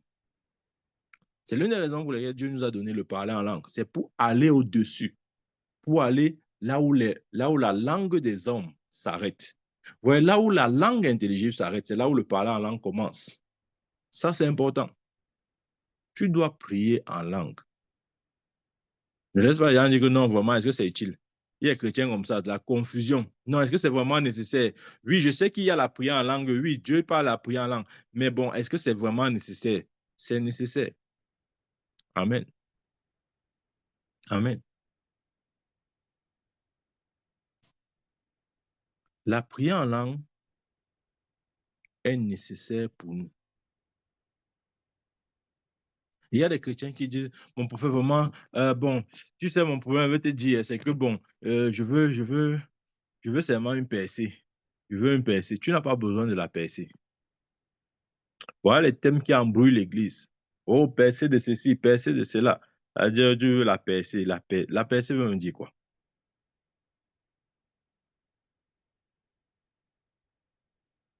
Ouais, nous, on a l'art de créer des thèmes comme ça qui ne veulent rien dire. Vous avez déjà vu les apôtres Jésus parler de vraiment chercher les percées? Non, non, tu n'as pas besoin de ça. Parce qu'elle veut te dire, si tu commences à chercher les percées, je te promets, tu vas chercher les percées là toute ta vie. Tu seras en quête de percées toute ta vie. Amen.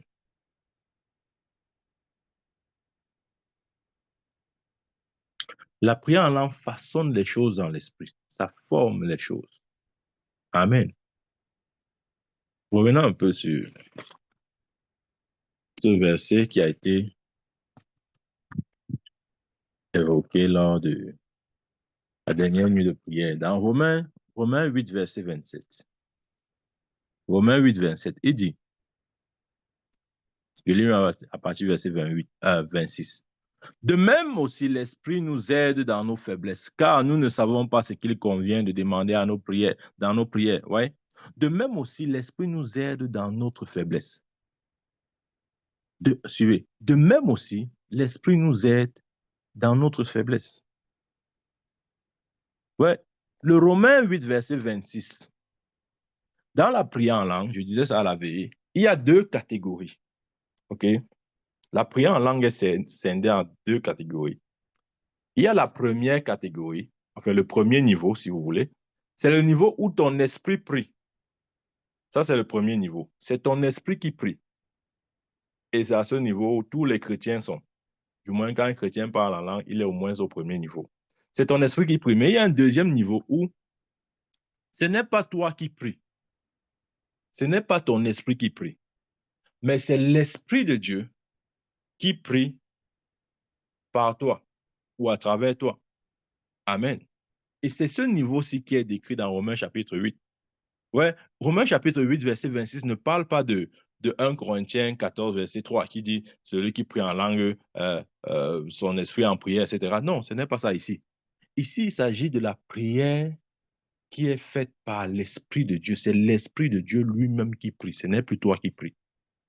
Amen. Ça, c'est un autre niveau. Ça, c'est le deuxième niveau. Et pour moi, qui est le niveau le plus élevé lorsqu'on parle de la prière. Il n'y a pas une prière. Écoutez-moi très bien. Il n'y a aucune prière qui soit au-dessus de la prière qui est faite par l'Esprit de Dieu lui-même. Lui-même. Ce n'est plus ton esprit, hein. C'est l'Esprit de Dieu lui-même. Ce n'est plus ton esprit. Amen. C'est de ça qu'il parle ici dans Romains 8. Il dit, de même aussi, l'Esprit nous aide dans notre faiblesse, car nous ne savons pas ce qu'il convient de demander dans nos prières. Ouais. C'est un niveau où tu ne sais plus, où tu ne sais pas exactement ce qui convient de demander. Amen. Mais l'Esprit qui sonde tout, même les profondeurs de Dieu, à ce moment, il vient sur la scène, sachant, ouais, la Bible dit, de même aussi, l'Esprit nous aide dans notre faiblesse. De quelle faiblesse il s'agit? Ouais, les gens croient que non, vraiment, c'est la faiblesse du péché. Non, non, non, ce n'est pas ça. Et voilà. Ce n'est pas la faiblesse du péché là-bas. Ce n'est pas la faiblesse liée à notre chair, du genre, OK, il a la faiblesse dans tel domaine, il a la faiblesse. Non, non, ce n'est pas ça. La faiblesse dont les questions ici, là, c'est justement, la faiblesse là, c'est notre incapacité que nous avons de ne pas tout savoir. C'est une faiblesse. Mais parce que l'esprit sait tout, la Bible dit. OK? Donc, quand il dit, il vient, de même aussi, l'Esprit nous aide dans notre faiblesse. La faiblesse ici, ce n'est pas la faiblesse liée à notre nature, du genre, il manque, c'est une faiblesse. Oh, tu sais, le frère, là, vraiment, il a un problème avec l'impudicité, c'est une faiblesse. Non, ce n'est pas de ça qu'il s'agit. C'est la faiblesse, là, est liée à au fait que nous ne sachions pas toutes choses, n'étant pas Dieu, bien sûr. Et tout le monde a cette faiblesse. Je ne sais pas toutes choses. Dans ce sens, c'est une faiblesse pour moi. Mais j'ai un avantage. Le Saint-Esprit est mon avantage. Ce que je ne sais pas, l'Esprit de Dieu viendra prier de manière parfaite, touchant et prononçant ces choses qui me sont, euh, qui me sont inconnues, c'est-à-dire ces choses que je ne sais pas. Mais l'Esprit, puisqu'il sait, il viendra annoncer ces choses-là.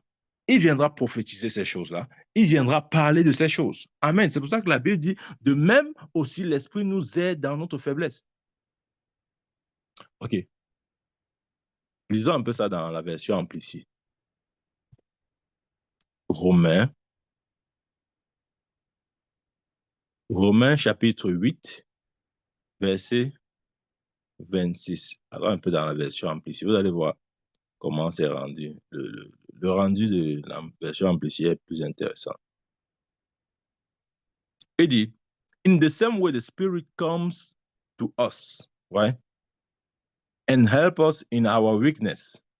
Donc, de la même manière, l'Esprit, j'aime bien l'expression come to us.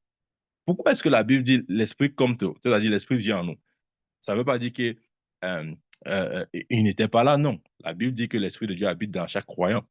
Mais quand on dit l'Esprit de Dieu vient en nous, ça veut simplement dire que Dieu, l'Esprit de Dieu s'ajoute, se joint à nous dans la prière. Il se joint à nous dans la prière. Amen.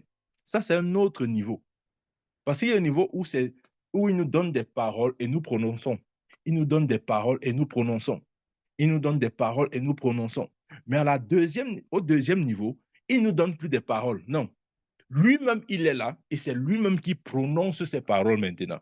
Ce n'est pas qu'il te donne les paroles. Non, il ne te donne plus. C'est lui maintenant qui prononce ces paroles en toi. Ça, c'est un autre niveau. Et ça, c'est la prière la plus élevée dans l'univers. Il n'y a aucune prière au-dessus de celle-là. Croyez-moi, il n'y a aucune prière. Je dis, il n'y a aucune prière au-dessus de celle-là, où c'est l'Esprit de Dieu qui prie maintenant. Amen. Et dit de même aussi, l'Esprit nous aide dans notre faiblesse, car nous ne savons pas ce qu'il convient de demander dans nos prières. Ouais, c'est ça justement notre limitation ou notre faiblesse. C'est que nous ne savons pas. Le fait que nous ne sachions pas toutes choses, c'est ça notre faiblesse. Parce que nous ne savons pas, c'est une faiblesse. Mais Dieu merci, notre avantage, c'est le Saint-Esprit. Lui, c'est tout. Ce que tu ne sais pas, il viendra dire ces choses-là à ta place. Parce qu'il sait que tu ne sais pas. Il sait que tu ne sais pas. Il sait que c'est ça ta faiblesse, c'est que tu ne sais pas tout. Mais lui, il sait tout. C'est pourquoi à un moment donné, il vient, il intervient pour prier lui-même. Parce qu'il sait que s'il te laisse comme ça, tu ne pourras pas dire ce qu'il faut dire de manière exacte ou parfaite. C'est pour ça qu'il se présente lui-même pour prier maintenant. Et ça, c'est la prière la plus élevée. Bien aimé, personne ne peut prier mieux que le Saint-Esprit. Tu crois vraiment que tu peux prier mieux que le Saint-Esprit? Ou que je peux prier mieux que le Saint-Esprit? Non. Personne ne peut prier mieux que le Saint-Esprit. Et dans la prière en langue, des fois, nous arrivons à ce niveau-là, où ce n'est plus notre esprit qui est en prière, c'est l'Esprit de Dieu qui est en prière. Maintenant, comment faire pour savoir qu'on a atteint ce niveau? Lorsque nous prions, lorsque nous commençons à prier en langue, des fois, dès le début, nous pouvons ressentir en nous un plein total contrôle de la situation. OK? Un total contrôle de la situation. Ça, tout le monde peut l'expérimente certainement, où tu as l'impression vraiment que tu es au contrôle de tout, tout, tout. Tu pries en langue, oui, mais c'est-à-dire, c'est comme si tu contrôles tout, même tes cinq sens sont bien éveillés, tu as un certain pouvoir, entre guillemets, vous voyez ce que je veux dire. Mais quand tu continues, tu insistes, à un moment donné, tu vois que tu perds de moins en moins le contrôle. Tu es toujours en train de prier en langue, hein, mais de moins en moins, tu perds le contrôle. De moins en moins, tu perds le contrôle. Et je vais te dire, quand tu perds de moins en moins le contrôle, le Saint-Esprit commence à gagner de plus en plus le contrôle. À un moment où tu vas perdre absolument le contrôle. Et c'est lui qui va prendre maintenant le contrôle. C'est à ce moment que c'est lui qui prie. C'est à ce niveau-là où l'Esprit de Dieu commence à prier lui-même par toi. C'est qu'on a compris ce point-ci. Amen. Nous devons atteindre le niveau où, quand nous prions, OK, l'Esprit de Dieu vient prendre totalement contrôle. Personnellement, je sais quand j'atteins ce niveau-là. Je sais quand mon esprit prie et je sais quand le Saint-Esprit prie. Oui, je sais. Amen. Je sais quand c'est mon esprit qui prie et je sais quand c'est le Saint-Esprit qui prie. Tu dois savoir ça. Tu vois comment on a dit que non, vraiment, tu sais ça parce que j'avais tu es prophète. J'étais déjà dit de laisser les titres là. Ça ne sert à rien, il faut laisser ça. Ça va t'embrouiller pour rien. Tu dois savoir quand ton esprit prie et tu dois savoir quand l'Esprit de Dieu prie. Tu dois savoir. Comment tu ne sais pas? Tu dois savoir. Amen. Tu dois savoir quand c'est ton esprit qui est au contrôle et tu dois aussi savoir quand l'Esprit de Dieu a pris totalement contrôle. Tu dois savoir. C'est ta responsabilité. Ne dis pas dire que mon prophète, j'ai me dit si c'est l'Esprit qui prie ou bien c'est... Non, non, non, laisse-moi tranquille. Laisse-moi, te voilà, laisse-moi tranquille. Je ne suis pas dedans. Laisse-moi tranquille. Tu dois savoir quand c'est toi qui pries et tu dois savoir quand c'est l'Esprit de Dieu qui prie par toi ou à travers toi. Amen. Et dit de même aussi, l'Esprit nous aide dans nos faiblesses, car nous ne savons pas ce qu'il convient de demander dans nos prières. Mais l'Esprit lui-même intercède par des soupirs inexprimables. OK, parlons des soupirs inexprimables. Il dit l'Esprit lui-même intercède par des soupirs inexprimables. Amen. En fait, les soupirs inexprimables, c'est quoi? Maintenant, je vais vous expliquer cette partie. Les soupirs inexprimables, des fois, quand vous êtes dans la prière, certainement vous avez déjà eu à expérimenter ça, mais peut-être vous ne saviez pas ce que c'était.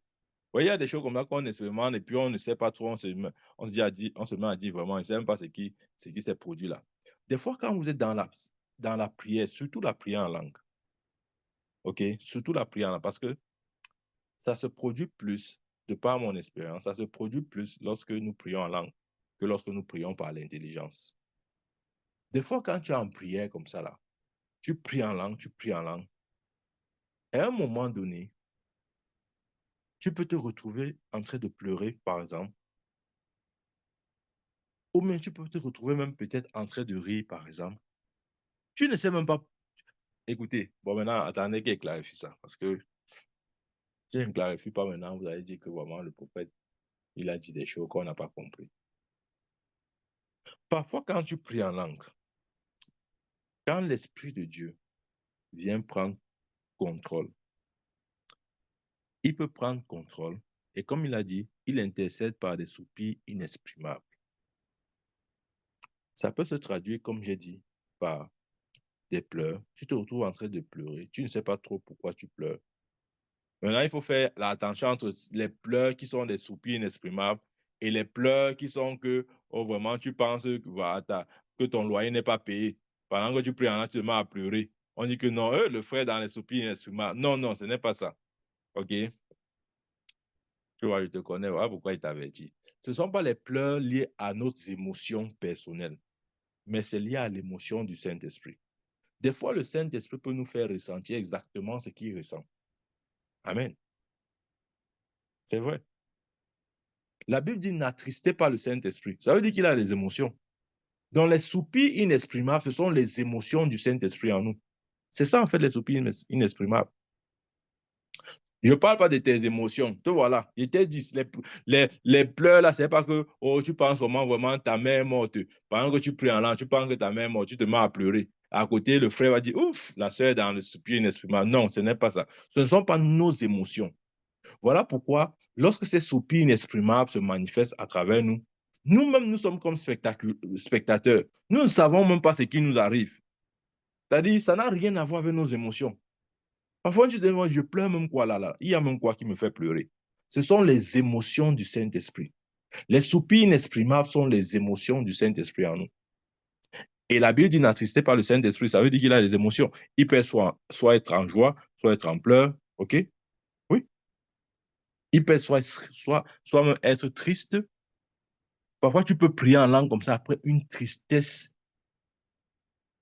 monte en toi. Tu ne sais même pas d'où ça sort. Tu n'étais pas triste. Tu ne sais pas pourquoi maintenant tu es triste.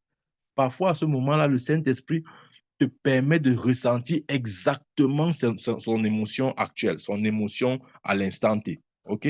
C'est aussi ça, les soupirs inexprimables. Amen.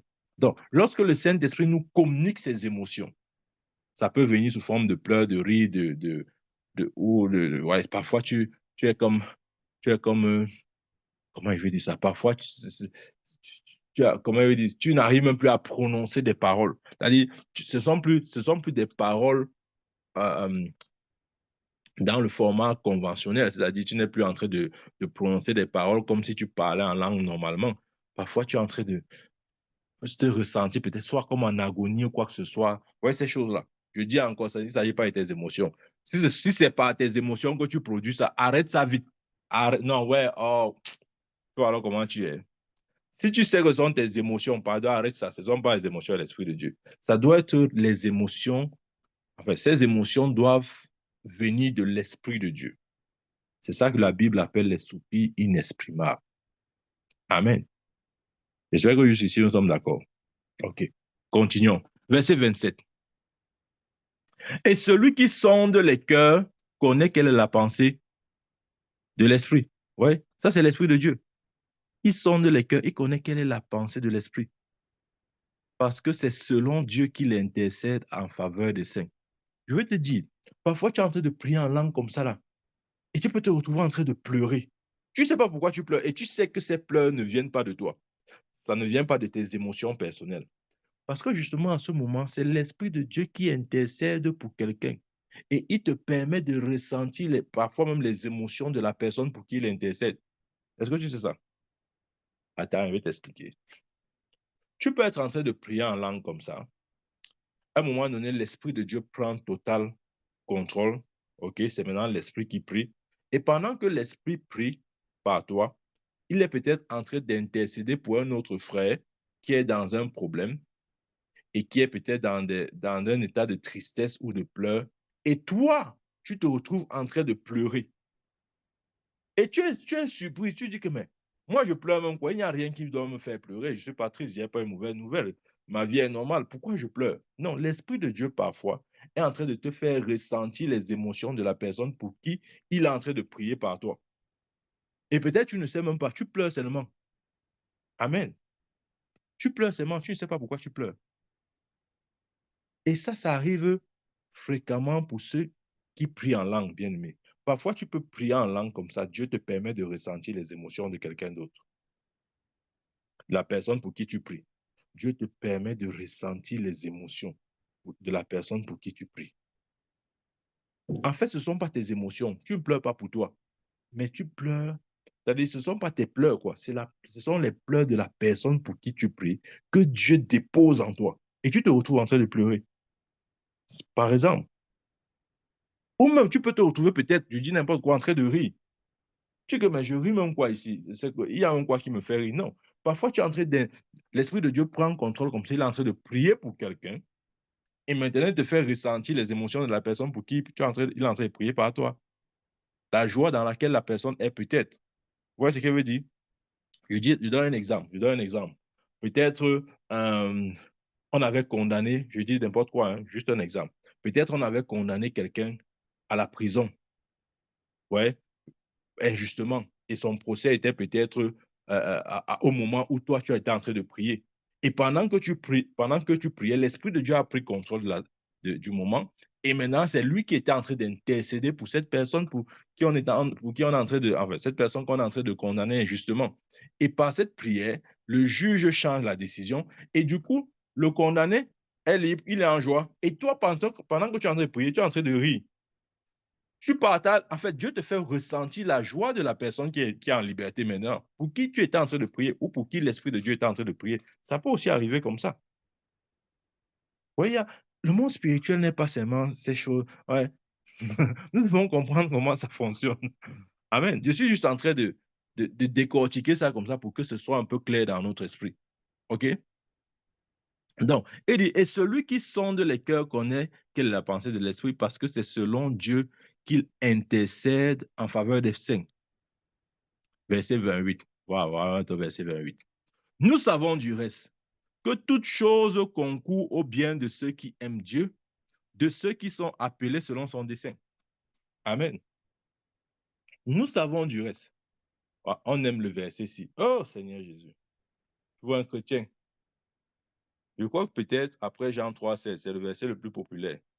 Jean 3, c'est qui dit qu'à Dieu a tant aimé le monde qu'il a donné son Fils unique afin que quiconque croit en lui ne périsse point, mais qui ait la vie éternelle. Je crois que c'est le verset le plus populaire. Amen. Mais vous voyez, ce verset qui dit « Nous savons du reste que toute chose concourt au bien de ceux qui aiment Dieu, qui sont appelés selon son dessein », est lié à ce qui a été dit précédemment. Parce que, ouais, lui second ne traduit pas très bien ce verset. Si nous rentrons dans la version amplifiée, le verset 28 commence par « And we know », c'est-à-dire « Et nous savons ». Or, ici, là, lui second enlève la conjonction coordination « et ». Il dit juste « nous savons ». Non, ce n'est pas correct. Normalement, il doit avoir « et ». Et vous savez, lorsqu'on dit « et » en français, ça veut dire que c'est un connecteur. Ça lie, enfin, ce qui est dit ou ce qui s'apprête à dire est connecté avec ce qui a été dit. Vous voyez ce que je veux dire? Donc, le verset 28 est lié au verset 26 et 27. Donc, c'est la conséquence. Quand il dit « Nous savons que toute chose concourt au bien de ceux qui aiment Dieu et qui sont appelés selon son dessein », c'est la conséquence du verset 26 et 27. Donc, lorsque nous sommes en prière et que l'Esprit de Dieu prend total contrôle et il est en train de prier par nous, la conséquence, c'est justement le verset 28. Le verset 28, c'est la conséquence. Amen. Nous ne devons pas juste le retirer comme ça de son contexte. Non. Nous devons le maintenir dans son contexte. Sinon, nous allons proclamer des choses qui ne se manifesteront pas et nous serons frustrés.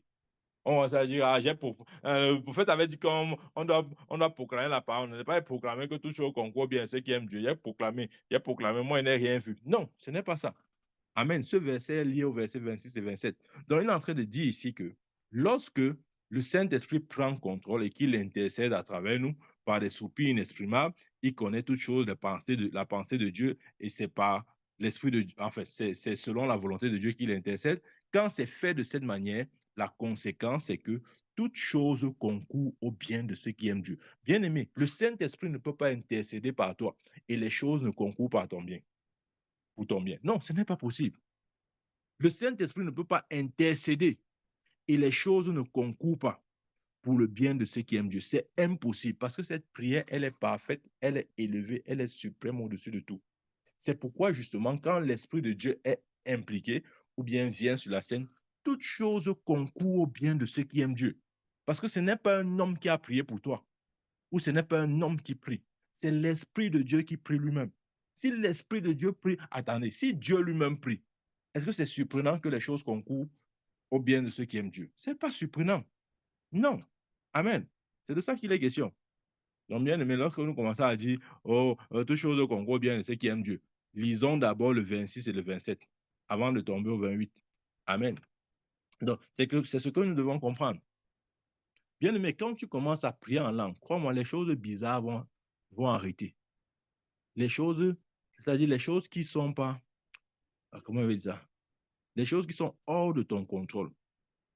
Ouais, souvent, nos vies sont comme ça. C'est comme si c'est le vent qui dirige ça. Le vent va arrêter de diriger ta vie. Ouais, parfois, tu es là, on a dit, mon prophète, je crois vraiment que la parole, c'est pour moi. C'est comme s'il y a un vent, un mauvais vent qui dirige ma vie. Oui, ça va continuer jusqu'à ce que tu commences à prier en langue. Quand il dit prier en langue, c'est pas les choses qu'on fait une minute là. Après, on s'arrête, on dit c'est bon. Non, non, non, non, non. Lorsque nous allons commencer à prier en langue constamment, régulièrement et sur une longue période, ce ne sont pas les prières de 2 minutes là. Tu te réveilles au matin, shakadaba, au nom de Jésus, Amen. Non, ça ne va pas t'aider. Sors de ces choses, ça ne va pas t'aider. Amen. Amen. Donc, bien aimé, c'était pour nous encourager à prier en langue. Si tu pries en langue, tu auras toujours un témoignage. Tu ne manqueras pas de témoignage. Ouais, souvent, tu pars dans une église, tu dis un témoignage. Personne ne lève le doigt. Quand tu insistes trop, quelqu'un lève le doigt, tu crois qu'il va dire quelque chose d'intéressant. Il va dire, je témoigne parce que aujourd'hui, je me suis réveillé. Dieu m'a réveillé. Vraiment, il faut arrêter avec ces choses-là. Il faut arrêter avec ça. C'est-à-dire qu'on arrive à l'église. Il n'y a pas de témoignage, aucun témoignage. Quelqu'un lève, c'est-à-dire personne ne lève le doigt. Et quand le pasteur insiste trop, tu vois aussi un faux courageux qui se lève, tu crois qu'il va dire quelque chose. Il dit, je témoigne parce que j'ai dormi hier et je me suis réveillé aujourd'hui. Vraiment, vous croyez que si les païens entendent ce genre de témoignage, ils vont se convertir?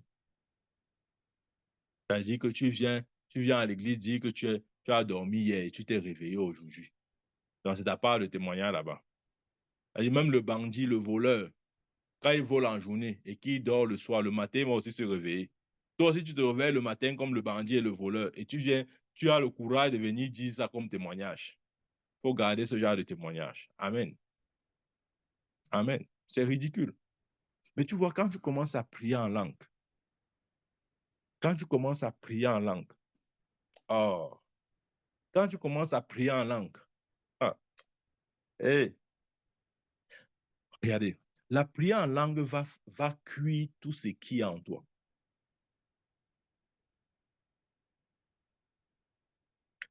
Je vais finir avec cette écriture à cause du temps.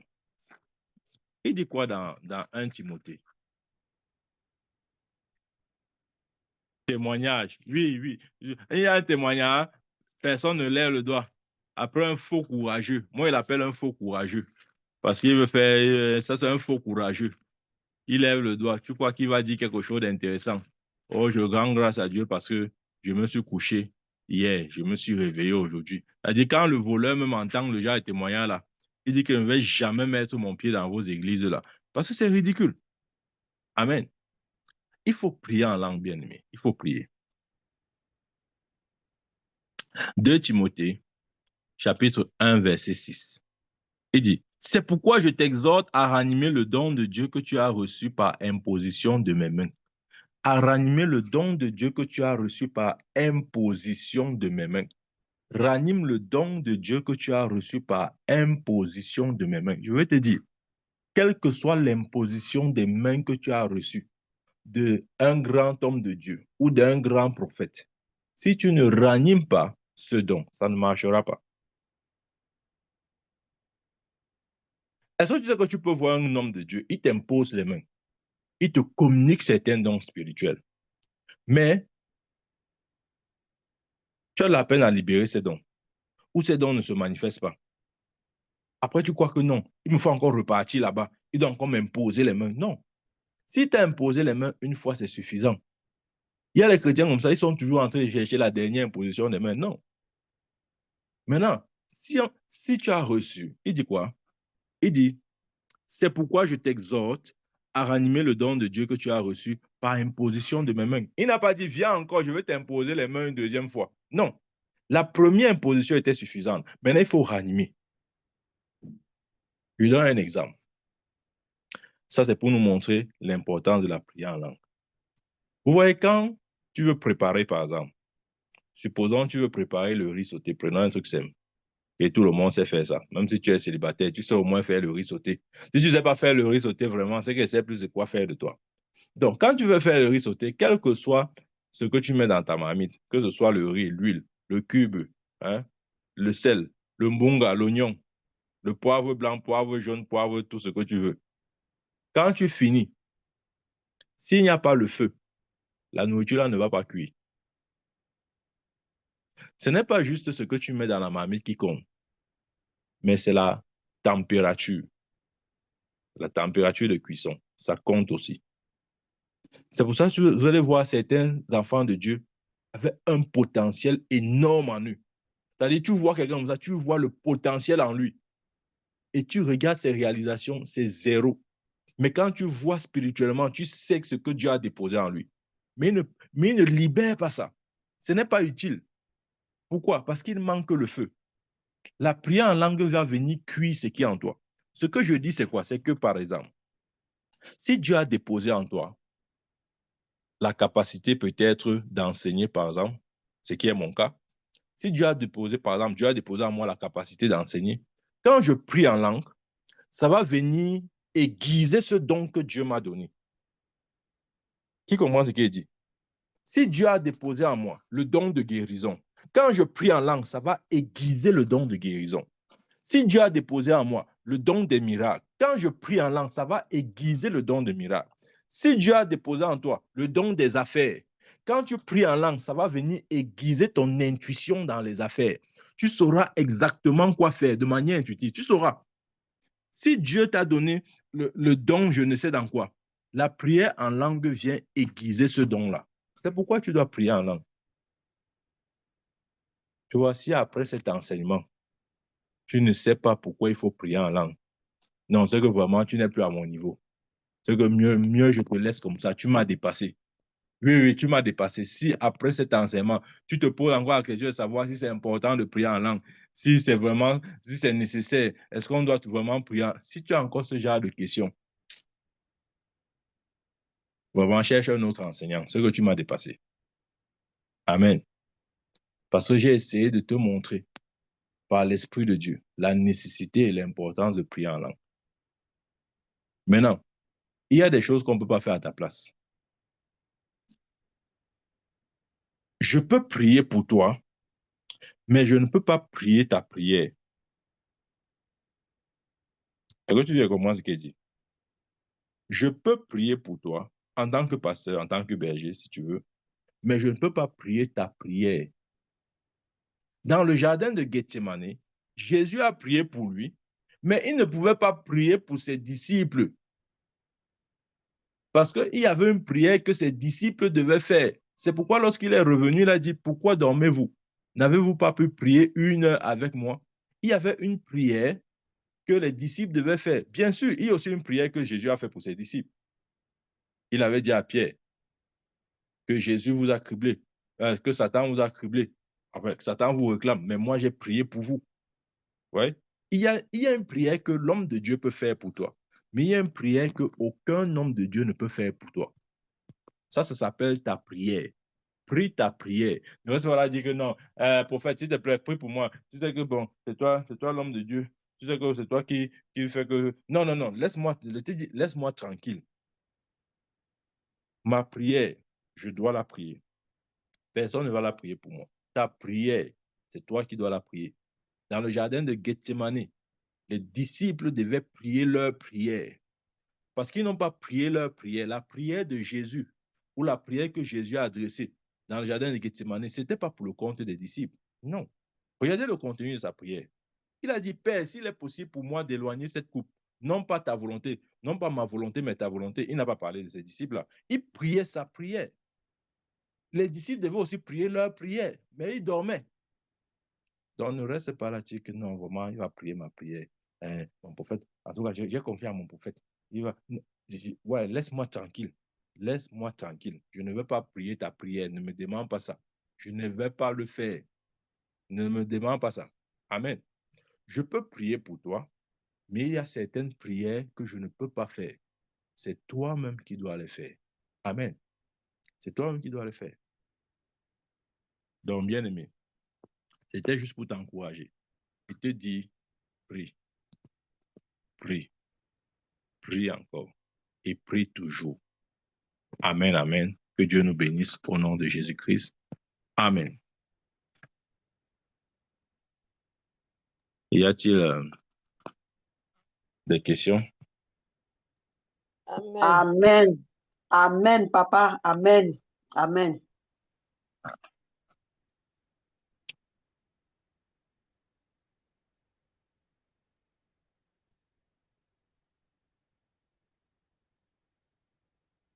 Des questions?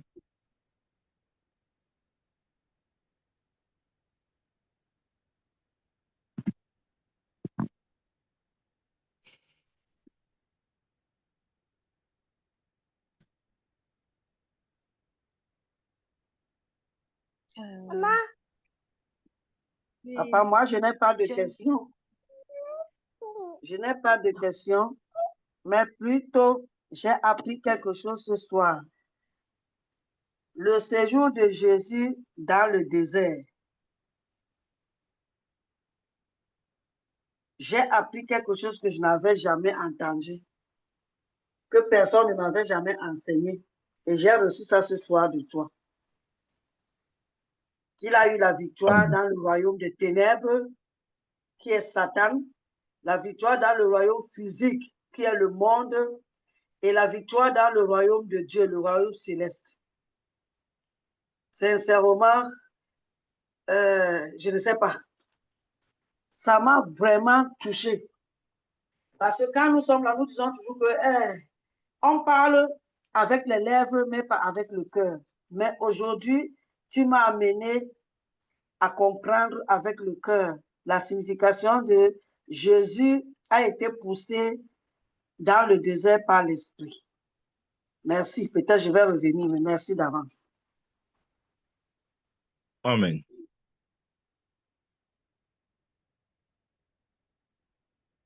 Amen. Quelqu'un d'autre?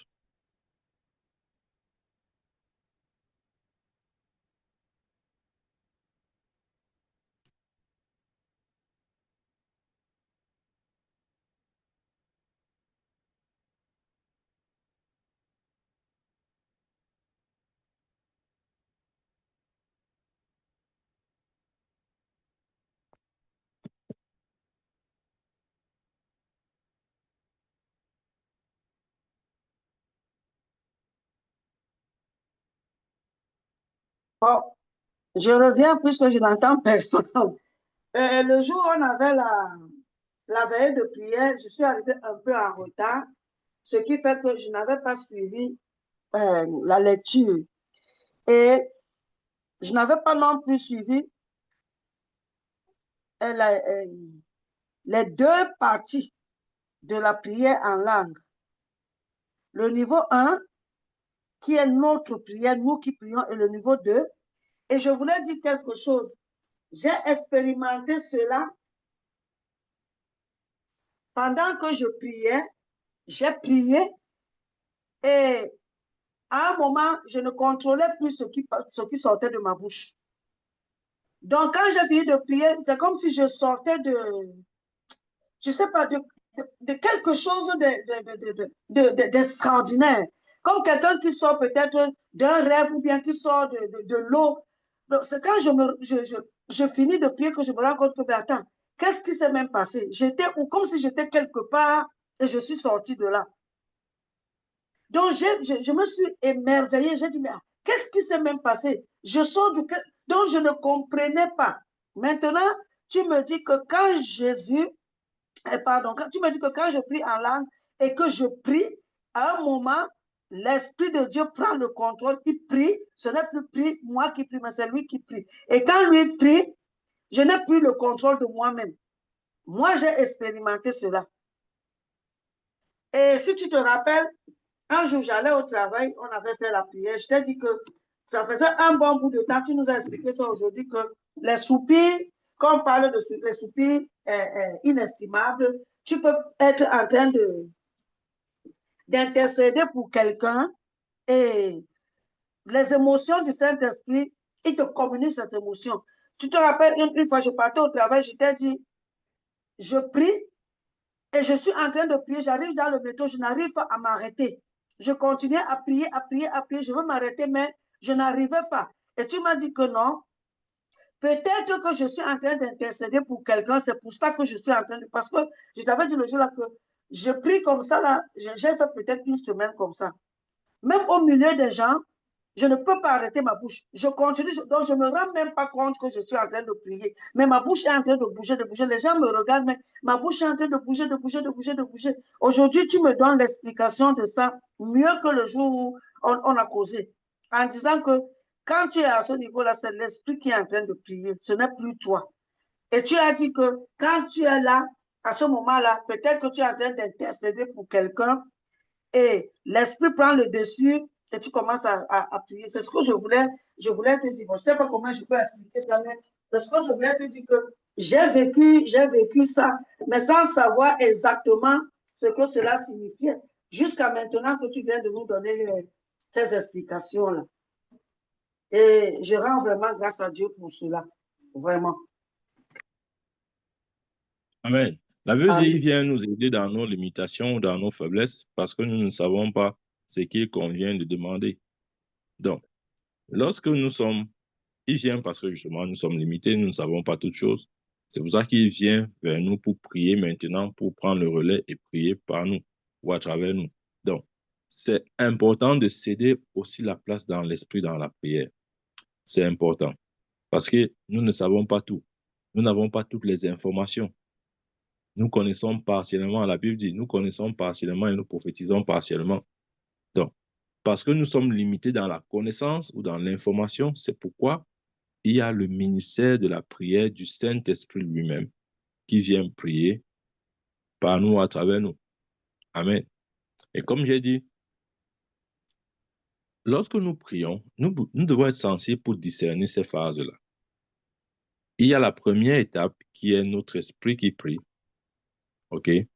Généralement, quand nous sommes dans l'étape de notre esprit qui prie, nos cinq sens sont comme activés.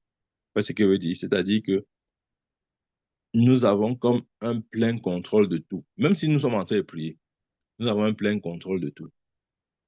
Mais lorsque c'est l'Esprit de Dieu qui prie, c'est autre chose. Ouais, par exemple, quelqu'un peut être en train de prier en langue quand il est encore au premier niveau. C'est ça que tu vas voir, vous allez peut-être voir des gens prier en langue, mais pendant qu'ils prient en langue, ils sont en train de faire autre chose. Ouais, c'est ce que je veux dire. Ils sont un peu, c'est-à-dire, ils font mille choses à la fois. Ils sont un peu dispersés, quoi, dans leurs pensées, mais leur esprit est en train de prier. Mais ils sont en train de, peut-être en train de dresser le lit, ils sont en train de toucher, manipuler les téléphones, ils sont en train peut-être de se brosser les dents, ils sont en train de faire toutes ces choses-là. Ouais. À ce niveau-là, c'est leur esprit qui prie. OK? Mais lorsque nous restons, parce qu'une des choses qui active aussi ça, c'est rester concentré. Nous ne pouvons pas être dispersés de cette manière-là. Et l'Esprit de Dieu prend le relais. Non. Nous devons rester concentrés. OK?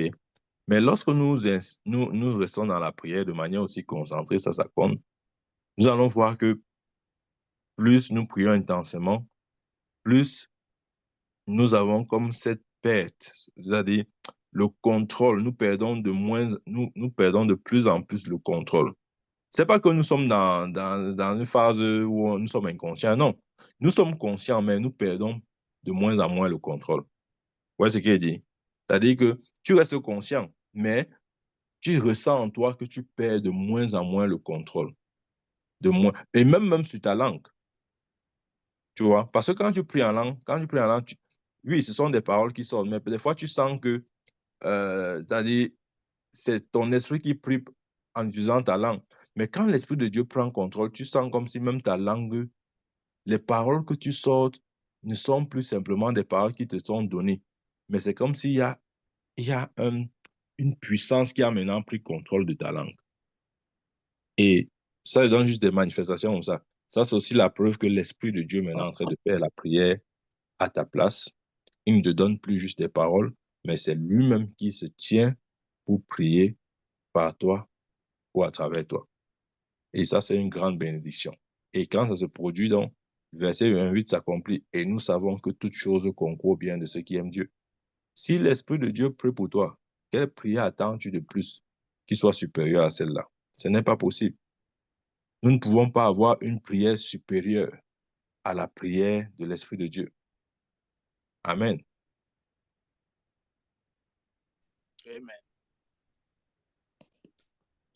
Okay. Je voulais dire que bonjour et bonsoir, bien-aimés. Le jour d'avant, culte matinal d'avant, le jour où on priait sur les portes ouvertes pour l'évangile et les ennemis sont nombreux. Ce jour-là, c'est le lendemain que tu as commencé à parler de la prière en langue. Mais ce que j'ai remarqué, c'est que après ça, on s'est même appelé. Je voulais t'expliquer ça, tu étais tellement distrait. Je voulais te dire que quand on a pris la deuxième phase pour prier pour les ennemis de l'évangile, frère, ce n'était plus moi. J'étais dépassé. C'est-à-dire que même quand tu as arrêté la prière là, je voulais vous abandonner, aller continuer. Mais jusque-là, je priais toujours. Ce n'était pas moi. Et j'aime quand ça se passe comme ça. Et quand ça fait, je sais que ce n'est plus moi qui prie. J'ai expérimenté ça exactement. Et parfois même, j'ai expérimenté les soupirs là. Mais au départ, ça me faisait peur. Je disais, mais qu'est-ce que je fais? Je gémis. J'arrive à un moment, je n'arrive, c'est même pas moi qui fais. Je sens que c'est la force, une force.